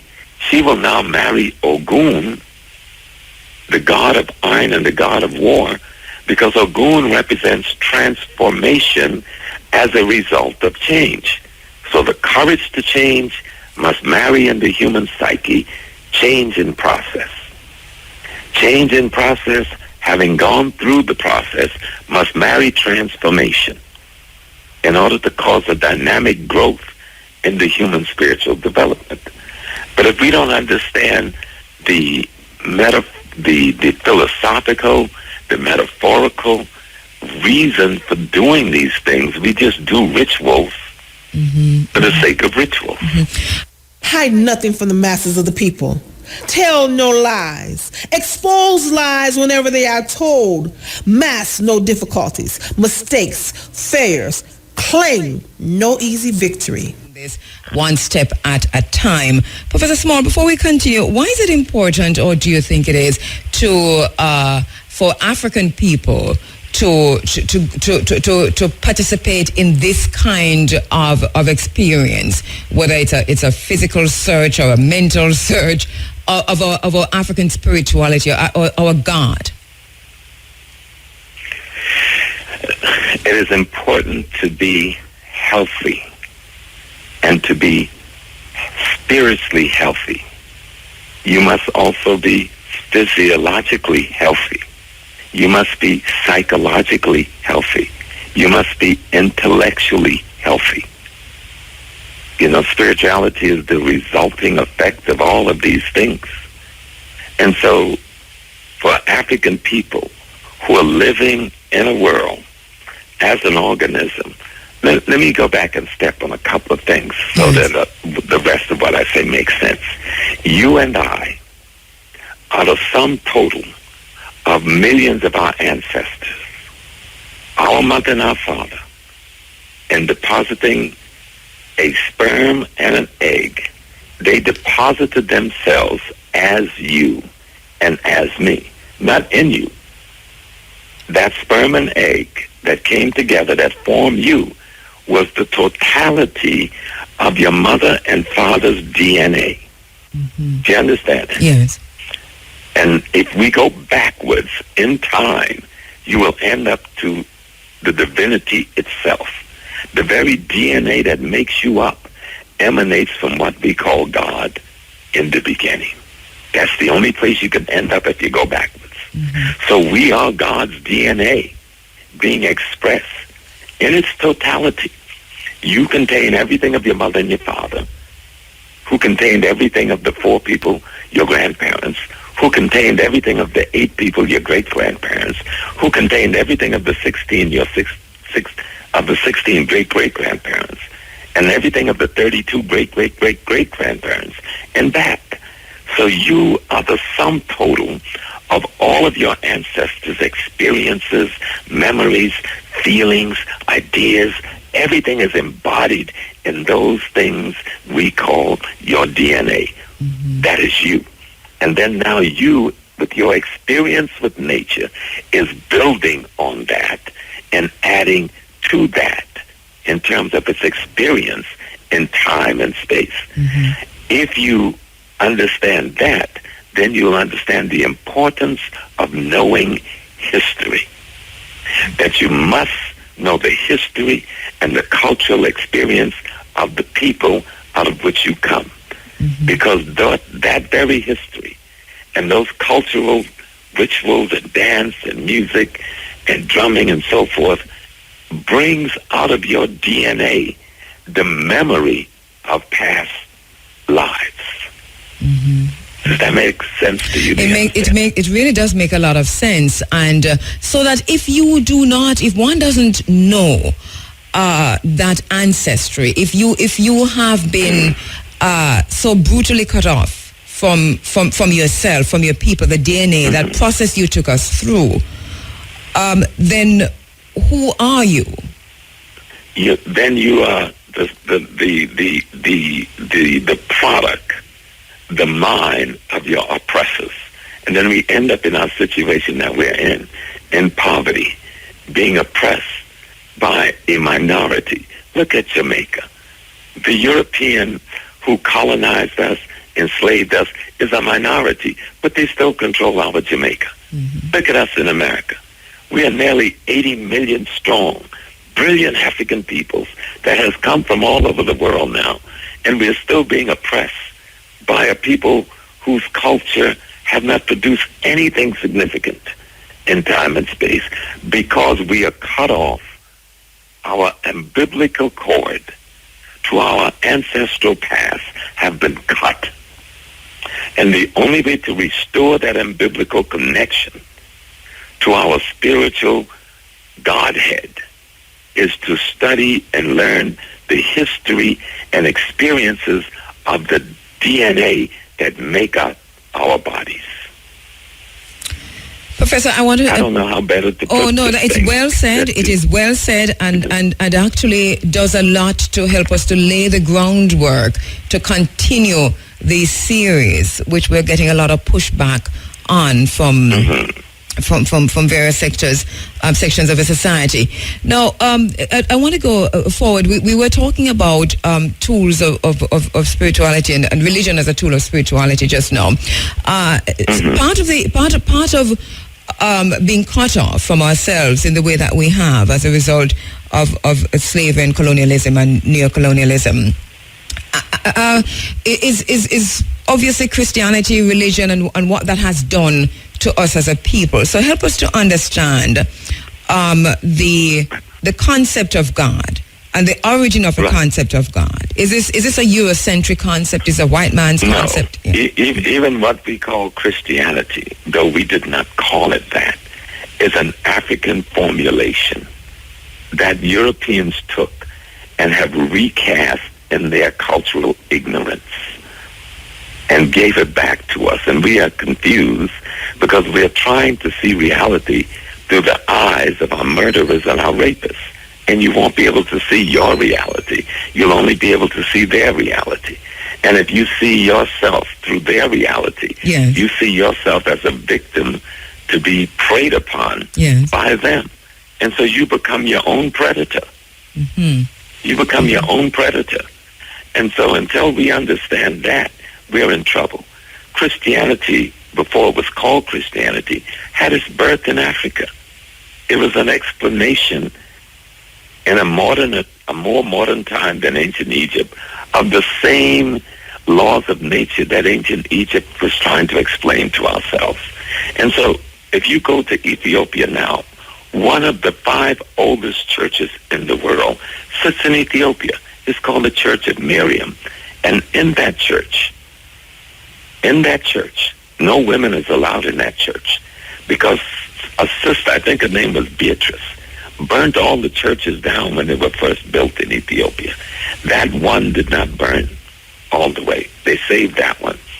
In that church is a 6th century painting of the Madonna and Child. I've seen it with my own eyes. The Madonna is black and wearing a beautiful blue gown with gold trim.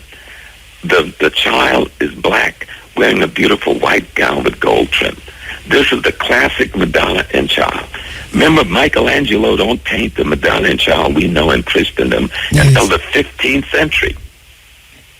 So then explain to me why we got black paintings from the 6th century in Ethiopia. Guess what? Martin Luther isn't born yet. The Reformation hasn't happened yet. Guess what? The Catholic Church is not born yet. So whose religion is it? The problem with it is when you create a teaching tool, and that's what religion is. It's a teaching tool in your culture to keep you connected spiritually. And someone else takes that teaching tool and recasts it in their culture, and you try to use it to explain your culture, you're going to be in a mass of confusion. So that Africans practice Christianity, and you have always been at pains to underscore Christianity and Islam before. We practice what they call Christianity before they called it Christianity. Because we didn't call it Christianity. So that it's just a way of life. Right, and you mentioned the So Ethiopian... what they did, they took the rituals that we were using to teach ourselves spiritual concepts, and they made those rituals historical happenings, and they weren't. And they wove them in. They wove the metaphor in with history. This all happened at a time in history we all know. 325 A.D. The Emperor of Rome, Constantine, called for a conference, and at that conference, they began the process of producing the religion we now know as Christianity, using its tenets and its rules from the fragments of what they have of the African spiritual system. The Roman Empire had conquered North Africa by this time, conquered all of the Mediterranean basin, and it needed a way to control the population that it had conquered. So it took control of that spiritual system using the Roman army, and Constantine says this, that he will use the Roman army to enforce this new point of view, this new what became a religious point of view. Even the Pope before Francis, when he visited Cameroon in 2009, told the Cameroonian people of West Africa that out of the 10 authors of the document we call the Bible, 7 were Africans. This is what the Pope said. And we all know this anyway. I mean, Dr. Bennett taught us these things, and we've learned them through our own research. But if African people truly understand that what we are looking at when we are looking at religion, Judaism, Christianity, and Islam, we are looking at our enemies' adaptation of fragments from the periphery of our spiritual understanding, using our pieces of our metaphor to create a religious philosophy that is enforced and backed by state military, even to today. I wanted to put in perspective the Coptic Church, Ethiopian Orthodox, and some of the Islamic traditions out of ancient Ghana. How are we to view those? Well, if we go to the Coptic Church, remember there was a church called the Byzantine. This is the first manifestation of Christianity that comes out of that writing of Constantine. The Coptic Church of Ethiopia. There's another Coptic Church. There's the Coptic Church of Egypt, which breaks away from Constantine and go and establish itself. What Constantine first creates becomes what is called the Byzantine Church. Out of the Byzantine Church arises the Ethiopian Church. But Ethiopia begins to interpret it differently because it has all the tenets of its own ancient history. After the fall of the Byzantine Empire to the Roman Empire, Ethiopia then comes under the tutelage of the first church, which is called the Coptic Church of Egypt, started by Arius and his followers, who rebelled in 325 AD against Constantine. Of course, this person, Arius, was murdered in Egypt to keep him from establishing a spiritual perspective that would oppose what Rome was establishing. What Rome establishes finally becomes the Catholic Church.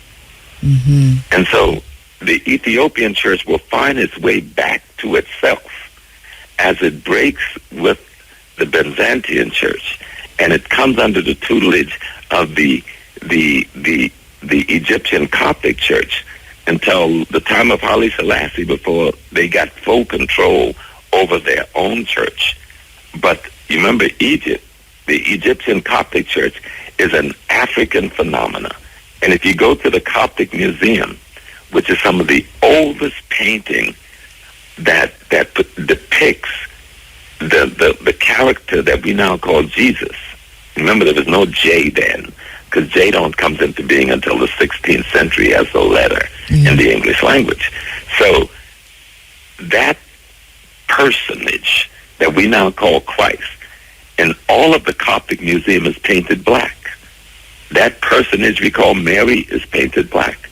That personage who is Mary's mother, and you'll see paintings of Mary's mother with her grandson Jesus in the Coptic Church painted black.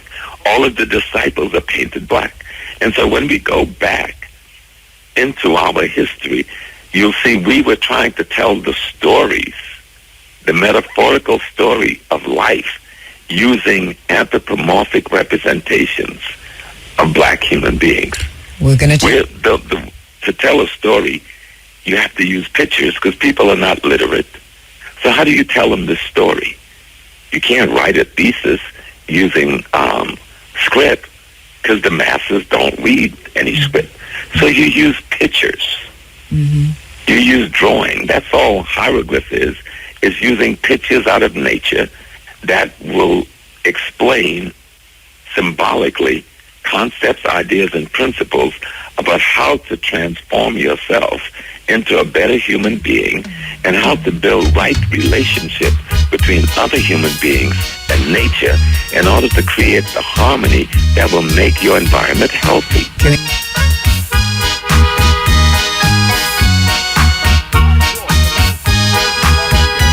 Africa Forum. It is Running Africa, and my very special guest online, Professor James Small, as we continue our search for African spiritual systems. We call the series In Search of Our God, African Spiritual Systems, with a subtitle, of course, directly from Professor Small's, Becoming God Again, Raising Ourselves Up Again with Knowledge of Ourselves. Professor Small is on the line as we go into the final segment. Prof, can we look now at the Egyptian mystery system? And you just talked about mystery. So what is so mysterious about the Egyptian mystery system? What makes it mysterious is when you don't know it.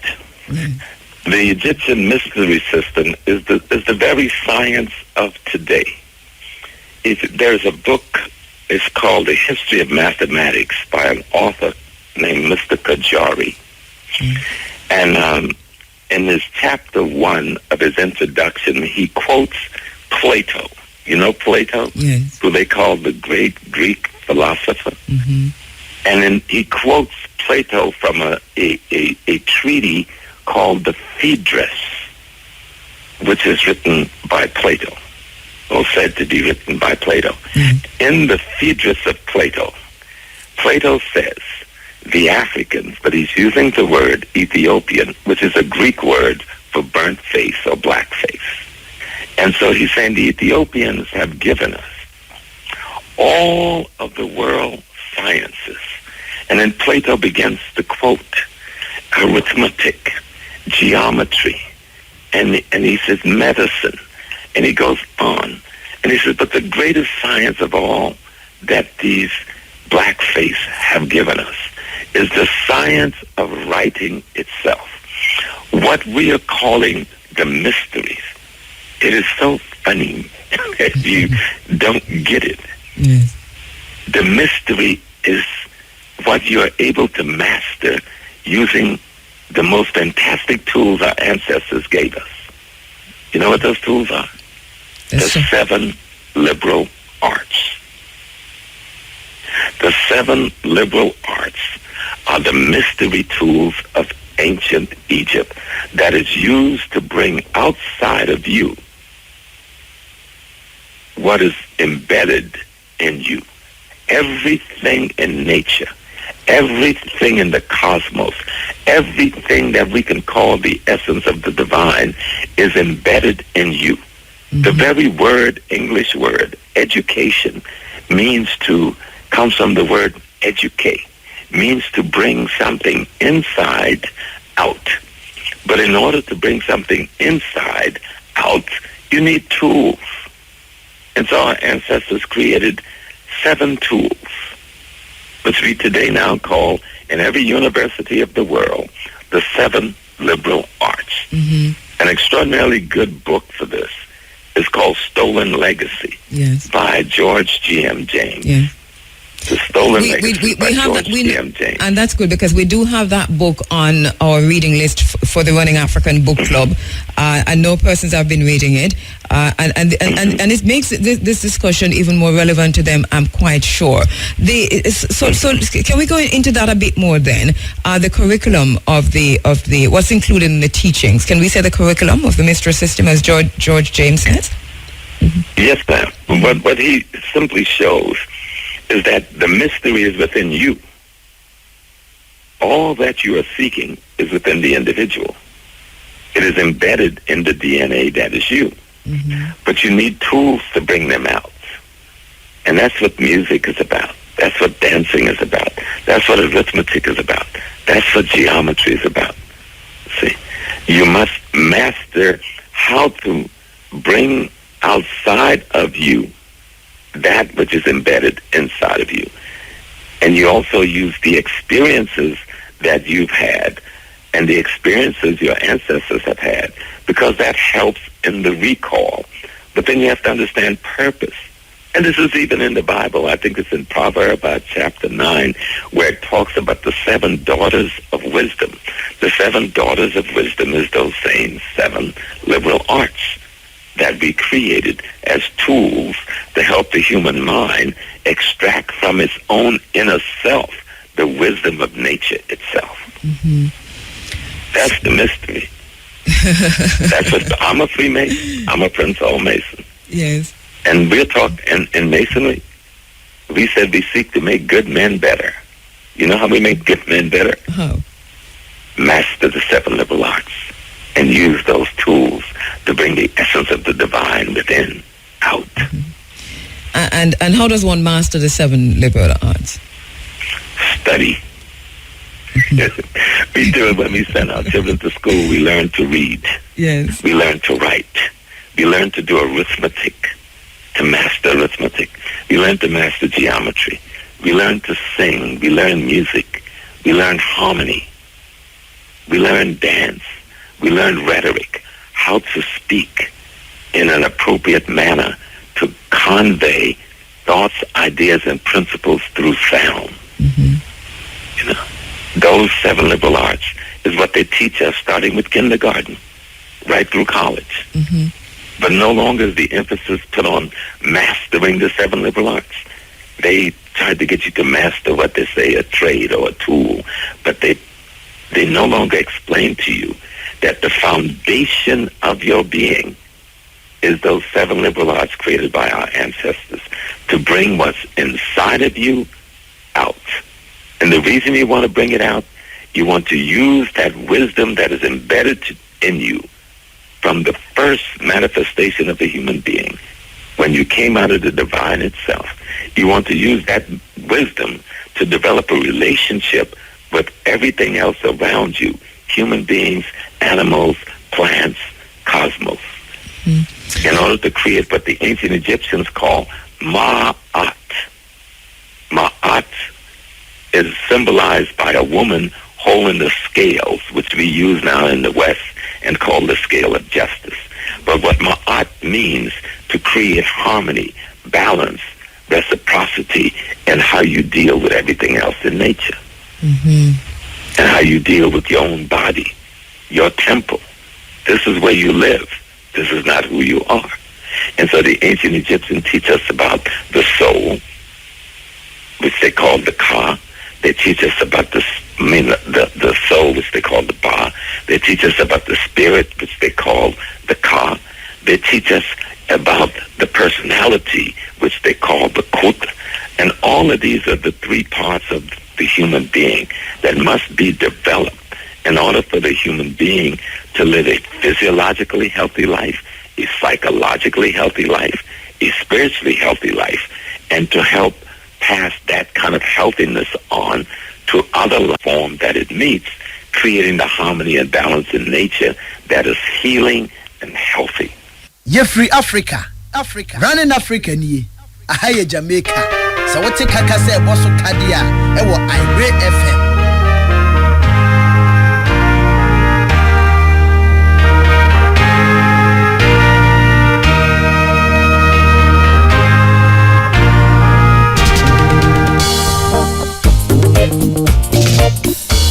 Don't kill the Rastas. Don't kill the Rastas. Don't kill the Rastas.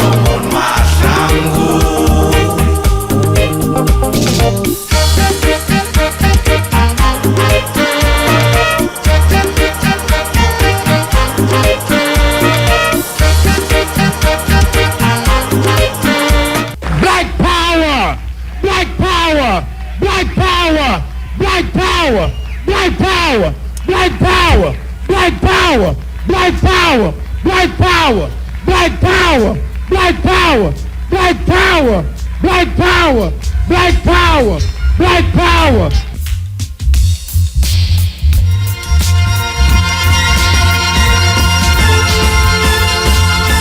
I'm both trained in school psychology as well as clinical psychology.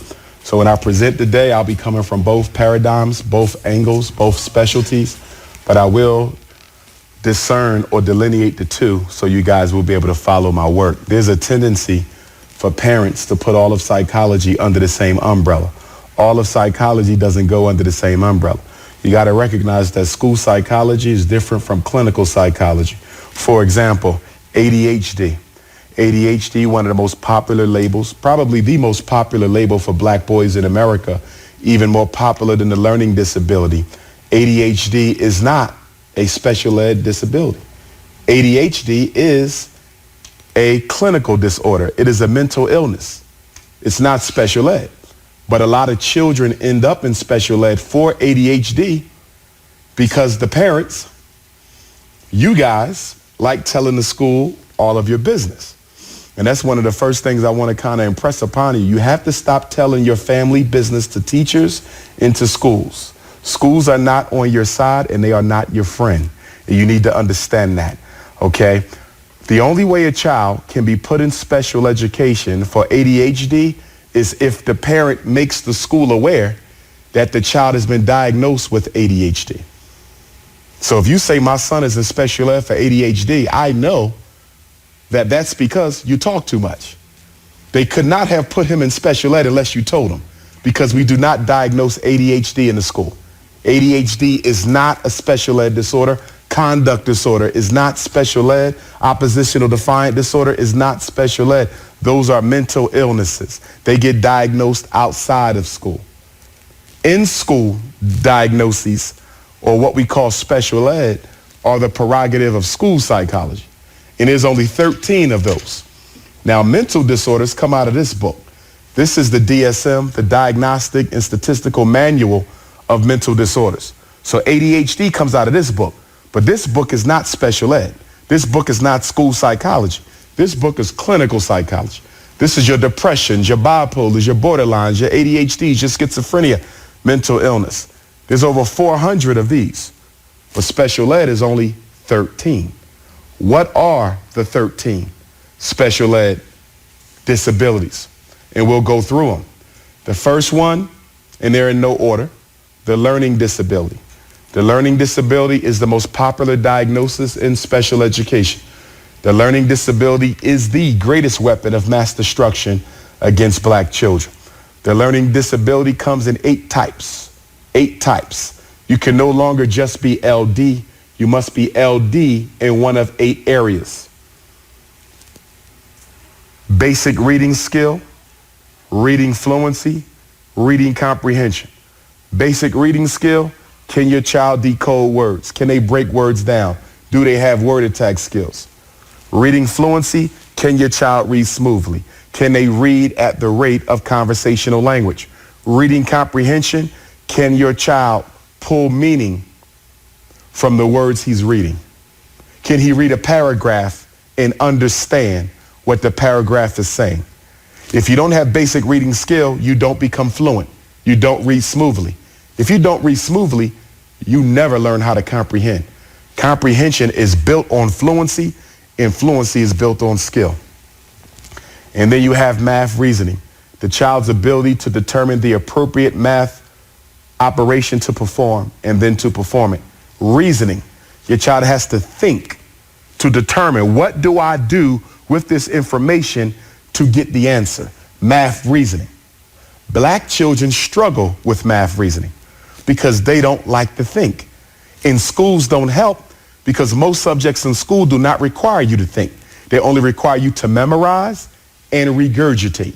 That's one of the reasons why math and science is such a challenge for our children. Number one, they're lazy. Number two, you don't push them. And number three, the schools, okay, do not make them think. Most subjects you can get an A, straight A's in school, and never think, because school isn't about thinking. School is about being taught how to think. It's an indoctrination system, not an intellectual system, and we got to understand that. So you have math reasoning, and then you have math calculations. Can the child add, subtract, divide, multiply? Basic math, okay? Then you have written expression. Can your child write effectively? And then we have oral expression. Can your child speak effectively? Okay, without stuttering or anything like that, without losing their track of thought. And then you have listening comprehension. Can your child understand what is being said, assuming they're fluent in the English language? Okay? So those are the 8 types of one disability, the learning disability. 8 types. Okay? So if you tell me your child has a learning disability, my next question is which one? And most of us don't know. We don't know our children's paperwork. We don't know the diagnosis. And that's how and why schools are able to so effectively miseducate black children, because a lot of times black parents are not organized. We are not organized. Okay? If you have a child, you should have a notebook on that child. Some place where you keep a running record of everything that goes on in the school. If the teacher calls, you write it down. I don't care if it's good or bad. She may call to simply say your son came late to school today. Did that go into your notebook? Date, time, and what was said. Things that you think are irrelevant can become very relevant as they pile up. So that takes me to my next point, which is a lazy black parent is like having no parent at all. If you're raising black children, you cannot afford to be lazy, but a lot of us are. And I'm just going to be real honest here tonight. A lot of us are very trifling, and a lot of us are very lazy. I routinely come across black parents who will put their child in special education and never even follow up on the child to see how they're doing in school. Absolutely unacceptable. Why would you sentence your child to a life of miseducation and then not even go and look out for the child? In the school districts, they rely on your ignorance. The school districts, they rely on you not being interested. Okay? This is important to know too, because black parents have a history of not fighting for their children. We have a history. We're the easiest people to special educate our children. We're the easiest people to influence, to have our kids put on medicine. Very easy. We go along with whatever schools say, and we have to stop that because it's hurting our children. The next diagnosis is mental retardation, which is now called the intellectual disability. President Obama changed the name in 2009 from mental retardation to intellectual disability. This is a child with significant below average intellectual functioning. Okay? Now, black boys in America are 4 times as likely as white boys to be diagnosed with mental retardation when they do not have it. So if anyone in here ever gets an evaluation from the school or otherwise that tells you your child is mentally retarded, I want you to get that report to me. And before we're done here tonight, you'll have my contact information, my fax number. You fax it to me so I can look at it. Because black boys are routinely misdiagnosed as retarded when they're not. And because we're so easy as black parents, we're very easy to get over on. We'll just take some white person's opinion of our child and go running with it. Which takes me to another point. Stop sharing these diagnoses with your children. What good is going to come from you telling your son he has a reading disability? What are you looking to gain from that? What are you looking to gain from telling your daughter she has a math disability? What are you looking to gain? What are you looking to gain telling your son he has ADHD, an excuse not to have any self-control? What are you looking to gain?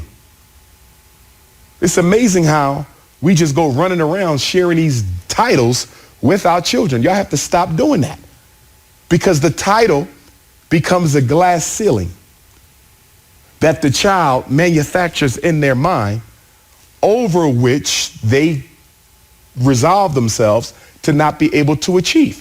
If you tell me I have a reading disability, why try? Mommy said I'm reading disabled. Daddy said I'm math disabled. Grandma said I got ADHD, so I'm not supposed to be able to control my behavior. Understand this. Every label we use, whether it comes out of this book, clinical psychology, or special ed, school psychology, every label we use, parents, is nothing more than a professional opinion. It's an opinion. It's an opinion. It is not a fact. It's an opinion. Your child having a reading disability, it's an opinion. ADHD, it's an opinion. It's not a fact. That's something you believe. Why are you sharing it with your child? You believe that. That's not your child's reality. That's your reality. My son is special ed for emotional disturbance. That's not no fact. How do you prove emotional disturbance? There ain't no blood test for that. How do you prove ADHD? Ain't no urine sample for that. How do you prove the learning disability? There's no x-ray for that. How you prove mild mental retardation? There's no CAT scan for that. So I need all of y'all to understand it here. Number one, you don't tell children their disorders. And number two, keep in mind that the labels are nothing more than the opinion of the person who tested your child. One person tests your child, it's a learning disability. Another person tests your child, it's ADHD. Another person tests your child, it's an adjustment disorder. Fourth person tests your child, which is probably me, and I'm going to give him the accurate diagnosis. Ain't been to hell taught and lazy as hell. Okay? That's normally what it is for our children. 85% of the children I test, and I test every race, color, and creed, but of course I'm focused on my own community, but 85% of the kids I test have nothing wrong with them. Nothing. They lazy as hell, and the parents are too. 85% of them. He can't read. Sure, he can read. He chooses not to learn, and there's no consequences at home when he doesn't try. There's no consequences at school when he doesn't try. And the worst thing for a black child to have is a lazy teacher and a lazy parent. Worst thing they can have. Neither adult in their life gives a shit. Excuse my French. That's the worst combination you can have. And a lot of our children have that combination. They have a lazy parent at home, and they got a lazy teacher in school. And that's why special ed is so big now. It's the scapegoat. Problem is there's no scapegoat in society. And we are giving our children too many excuses not to be responsible for themselves. And we wonder why the jails are filling up. Yeah, white supremacy, without question. Miseducation, economic castration. But we got to look at the role of lack of responsibility in crime too. I spend a lot of time in jails. And there's a lot of folk in there simply because they didn't have no damn self-control. You learn that at home. And if you're raising a black boy, your number one responsibility is to teach him discipline. That's your number one thing, is to teach him discipline. Because if that boy doesn't have discipline by the time he leave your house at 18 or 21, I can almost predict he's going to spend some time in jail. No sexual discipline, no financial discipline, no emotional discipline, no academic discipline, no industrial discipline. I don't want to work. I don't want to learn. I don't want to control my sexual appetite. I don't want to control my emotions. Teach him discipline, or the white man will be waiting for him. Period, point blank, and end of story. The next disorder is emotional disturbance. So we talked about the learning disability. Let me go back to mental retardation. Let me explain why so many black children are diagnosed with it. When we talk about the intelligence test, and it is the intelligence test that we use to determine if a child is mentally retarded. The intelligence test has 4 scales on it, which result in 4 scores. And from these 4 scores, we get an overall IQ score. So when you say your child has a 100 IQ score, you're talking about the overall IQ. But that overall IQ came from 4 other scales. There is processing speed, how quickly your child can solve problems. There is working memory, how well your child can hold information in their mind and execute upon it. There's nonverbal reasoning, how well your child can solve problems for which they've received no previous education. All 3 of those are universal scales. Memory, memory, processing speed, nonverbal reasoning. Black, white, rich, poor, children do equally well on those if they don't have a serious type of an issue. The 4th scale is what accounts for the racial bias, the cultural discrimination, and that is the verbal comprehension index scale. The verbal comprehension scale of the IQ test is the scale that accounts for why white children do better than black children on these tests. The problem is when they talk about this in the newspaper and when they talk about this on CNN, they don't demystify it so you understand it. They just say the white kids are 15 points smarter than the black kids, so the black children must be intellectually deficient. They don't demystify. They don't tell you that black children do just as well as whites on the 3 other scales, that the only scale where they struggle is verbal comprehension. And what is verbal comprehension? These are the words and ideas and definitions that white people use that are normally foreign to the average black child's vocabulary, even if they are middle class. That's how they trip our kids up. It's vocab. It's concepts. It's definitions. Okay? And I would add to that that verbal comprehension has nothing to do with intelligence. Verbal comprehension is dependent on the quality of education you received. Working memory, that's intelligence. That's not dependent on previous learning experience. Processing speed, that's intelligence. That's not dependent on previous learning experience. Nonverbal reasoning, that's intelligence. It's not dependent on previous learning experience. But verbal comprehension, definitions, vocab, that's based on previous learning experience. So then your next question would probably be, if that scale is responsible for why my child doesn't do as well as the children of other culture, and it has nothing to do with intelligence, why not take it out of the IQ test? Why not replace it with something else that is universal? Or why not just get rid of it altogether and leave the 3 other scales? Because you can derive an IQ score from the 3 other scales. You don't need verbal comprehension. You can get an IQ score from 3 scales. We don't need the 4th. So why not just take that out? Because if they take that out, it eliminates the white privilege that European children are naturally given on these tests. You're testing in my language. You're testing to my vocab. You're testing to my socioeconomic status. White privilege. If you take out the vocab, you take out white privilege. And now you potentially have a situation in America where the black children are earning higher IQ scores than the white children. So they will never take that out. Because if they take that out, that eliminates the reason why they give the test in the first place, which is to give a false impression that white children are more intelligent. And they have to give a false impression that white children are more intelligent to justify why so few blacks are in medical school, to justify why so few blacks are in law school, to justify why so few blacks own engineering firms and construction plants. The IQ test helps to explain away racism by putting the burden on the intellectual ability of black people. If you take out the racial bias, you might as well get rid of the test.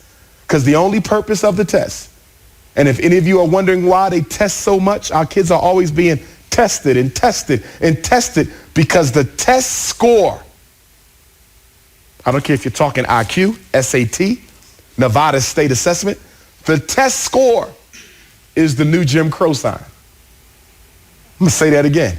The test score is the new Jim Crow sign. I'm going to say it one more time. The test score is the new Jim Crow sign. What are you talking about?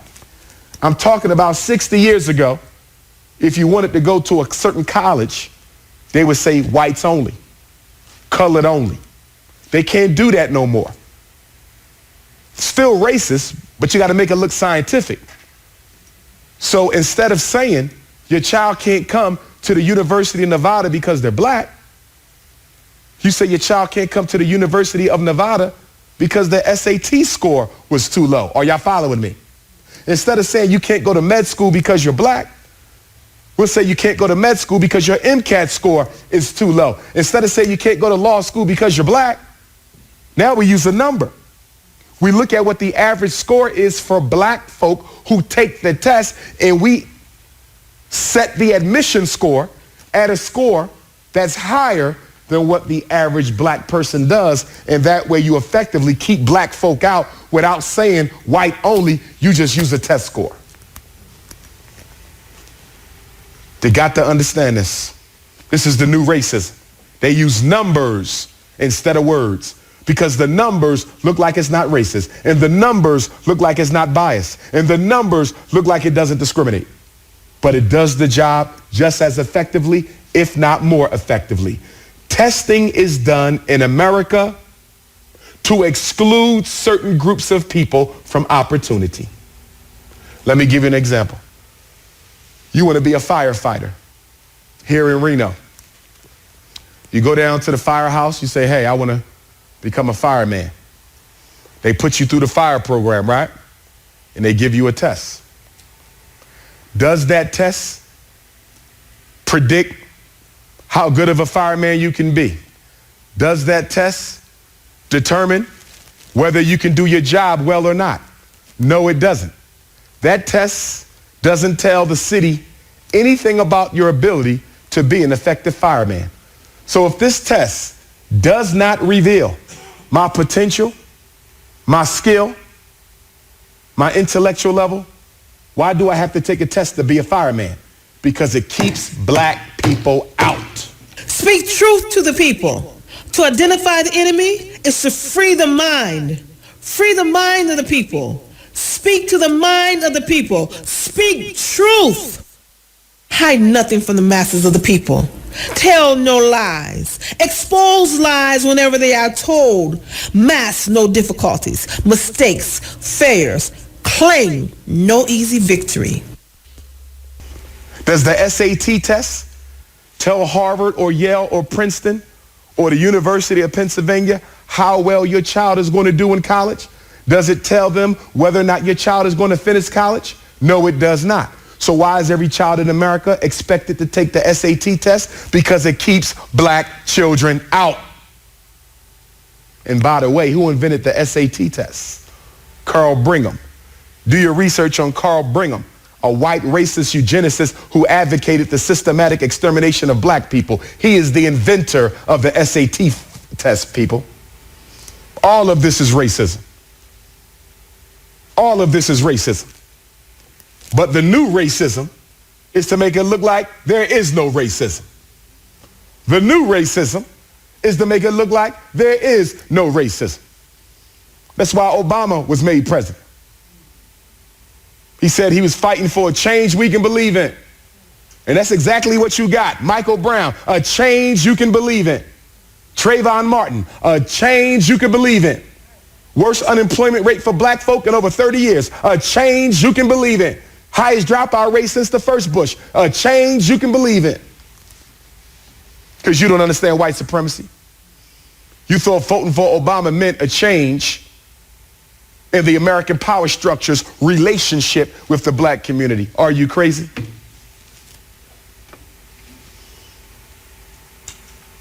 A change you can believe in. And the saddest thing, what really bothers me about President Obama, he did nothing for black children this whole time he was in office. LGBTQ gave them landmark registration laws. Gay folk got more progress in 5 years under Obama than black folk got in 500. Illegal immigrants, landmark legislation. Latino landmark legislation. White women equal pay act. What did black folks get? Nothing. Just what you deserve. Nothing. Because you don't fall in love with politicians. Big mistake we made. I called it 8 years ago. When Obama get out of office, we're going to be worse off than when he went in because you fallen in love with a politician. That's ignorance. I hope we learned our lesson. You don't fall in love with elected officials. You come to agreements with elected officials with money and voting power. That's what you do. You use them like they use you. But black folks, politically ignorant as we are, turned it into a religious thing. Voting for Obama became a religious movement. Pastors all across America talking about, yeah, God predicted this. God sent Obama.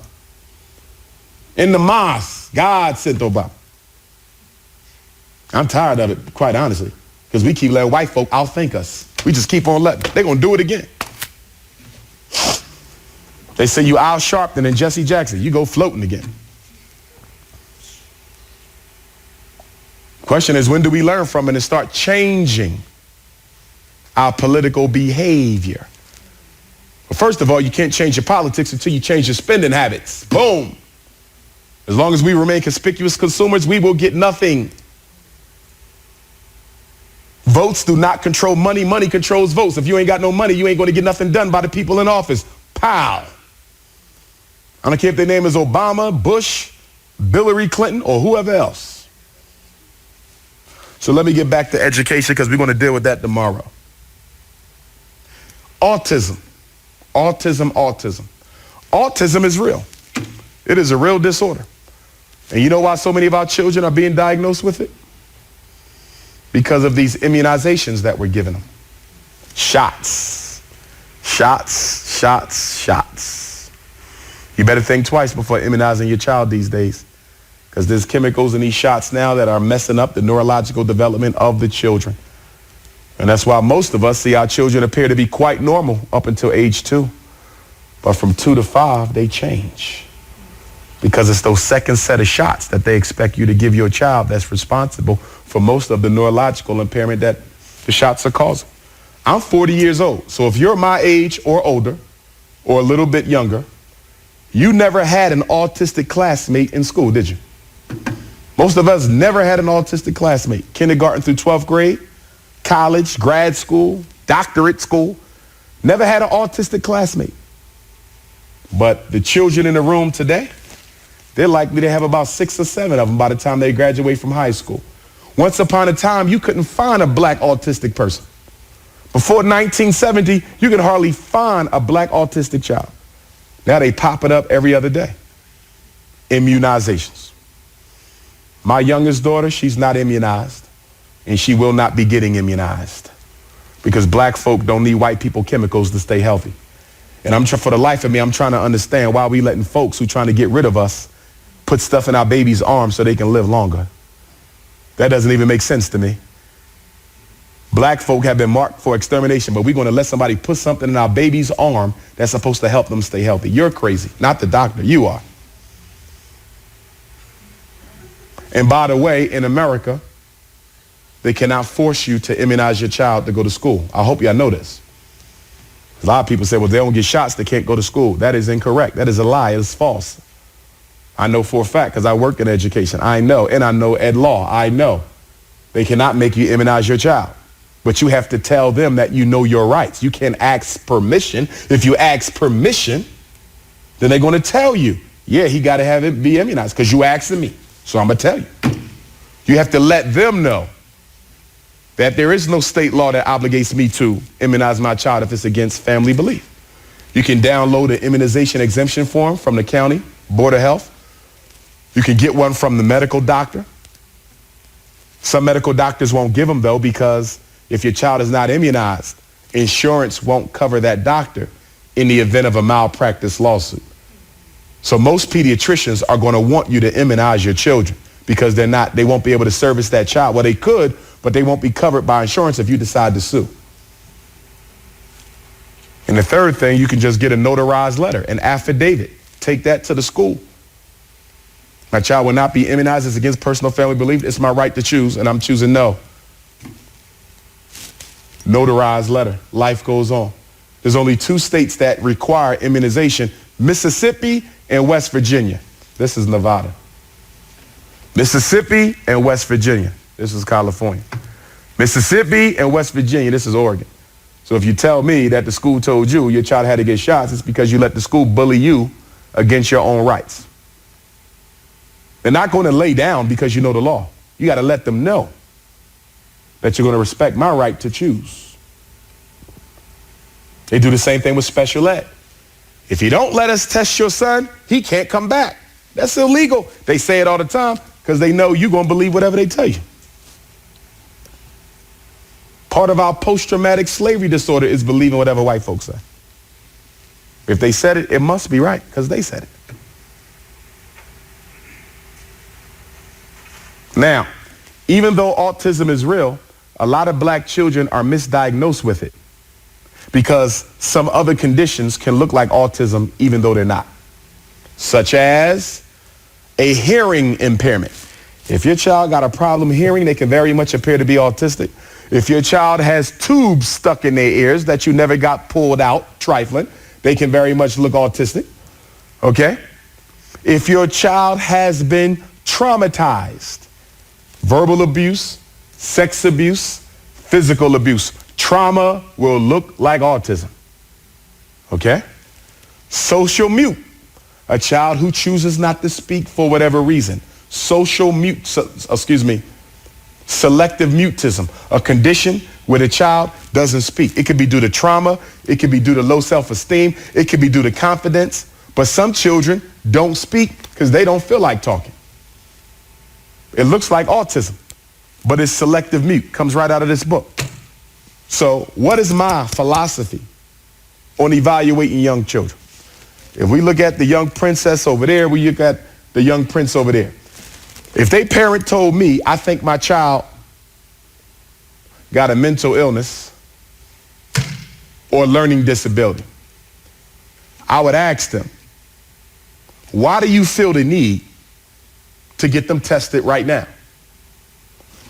Why do you need a 4, 5, 6, 7-year-old tested right now? What are you expecting to get from that? Here we go again being ignorant, just doing stuff because it's available. Nothing good going to come from testing them at that age. First of all, I can't even get an accurate read at that age because they're so young that the mind is still developing and growing exponentially. It's no way I can determine effectively if one of them are autistic. So why don't we just be patient, give them some time to grow, evaluate them a little later? Well, the school don't want you to be patient because they want that special ed money. The teacher don't want you to be patient. They want them out the classroom. And some of us don't want to be patient because we want an SSI check. So the reason we're often rushing to get our kids evaluated is not for the child. Has nothing to do with them. It's about pocket change for the school, pocket change for the parent, pocket change for the psychiatrist, pocket change for the social worker, pocket change for the therapist, pocket change for the psychiatrist. In other words, ladies and gentlemen, psychology and psychiatry have become capitalism's greatest form of exploitation. And why is psychology and psychiatry capitalism's greatest form of exploitation? If you sell cars, you have to have a certain amount of capital in order to produce your automobile. If you sell clothes, you got to have a certain amount of capital to produce your clothing. If you sell pocketbooks, you got to have a certain amount of capital to produce your pocketbooks. If you sell cosmetics, lotion, soap, lipstick, you got to have a certain amount of money to produce your product. But with psychology and psychiatry, the products are invisible. You don't need any startup capital to get rich pimping black folk in the name of disability. Are y'all following me? ADHD cannot be touched. You don't need no startup capital to make money off of ADHD. The learning disability cannot be touched. You don't need any startup capital to make money. Only in psychology and psychiatry can you make billions of dollars off of a product that nobody can see, touch, taste, or smell.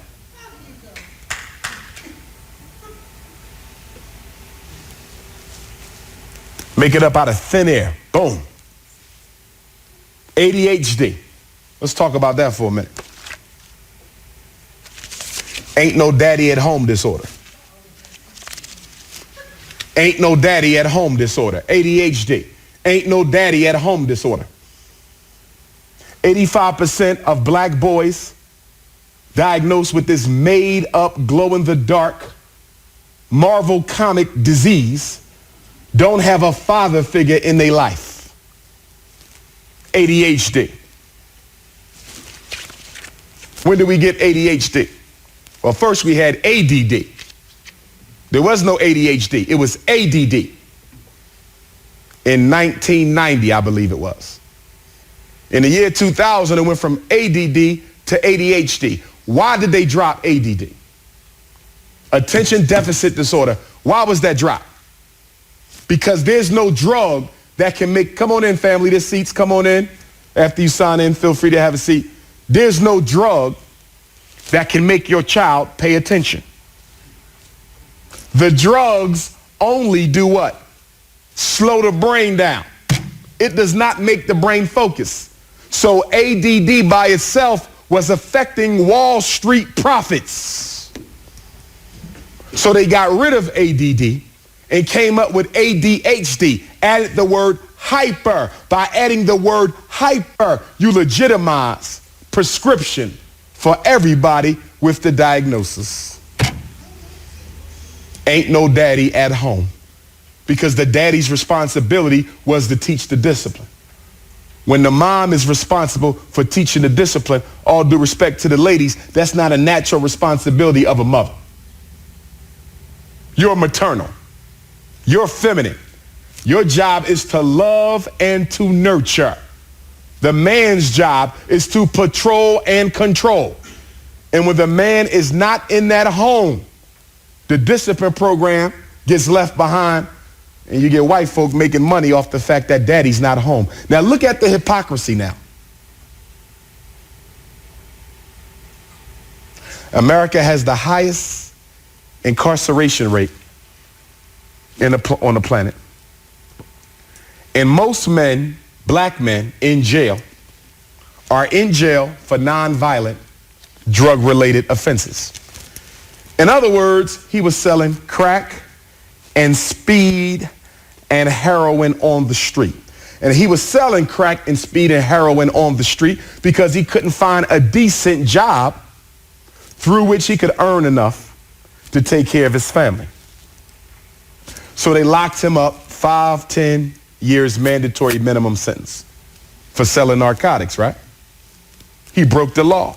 It's wrong to sell drugs, right? Drugs are bad. Nancy Reagan, just say no, right? But they'll take the same drug that locked his father up. Check it out. The same drug that daddy was sent to jail for selling, they will give it to his son so he can sit still long enough to learn about Christopher Columbus. Ritalin and crack are one molecule away from each other. Ritalin is the exact same substance as speed that is sold on the corner. Ritalin is speed.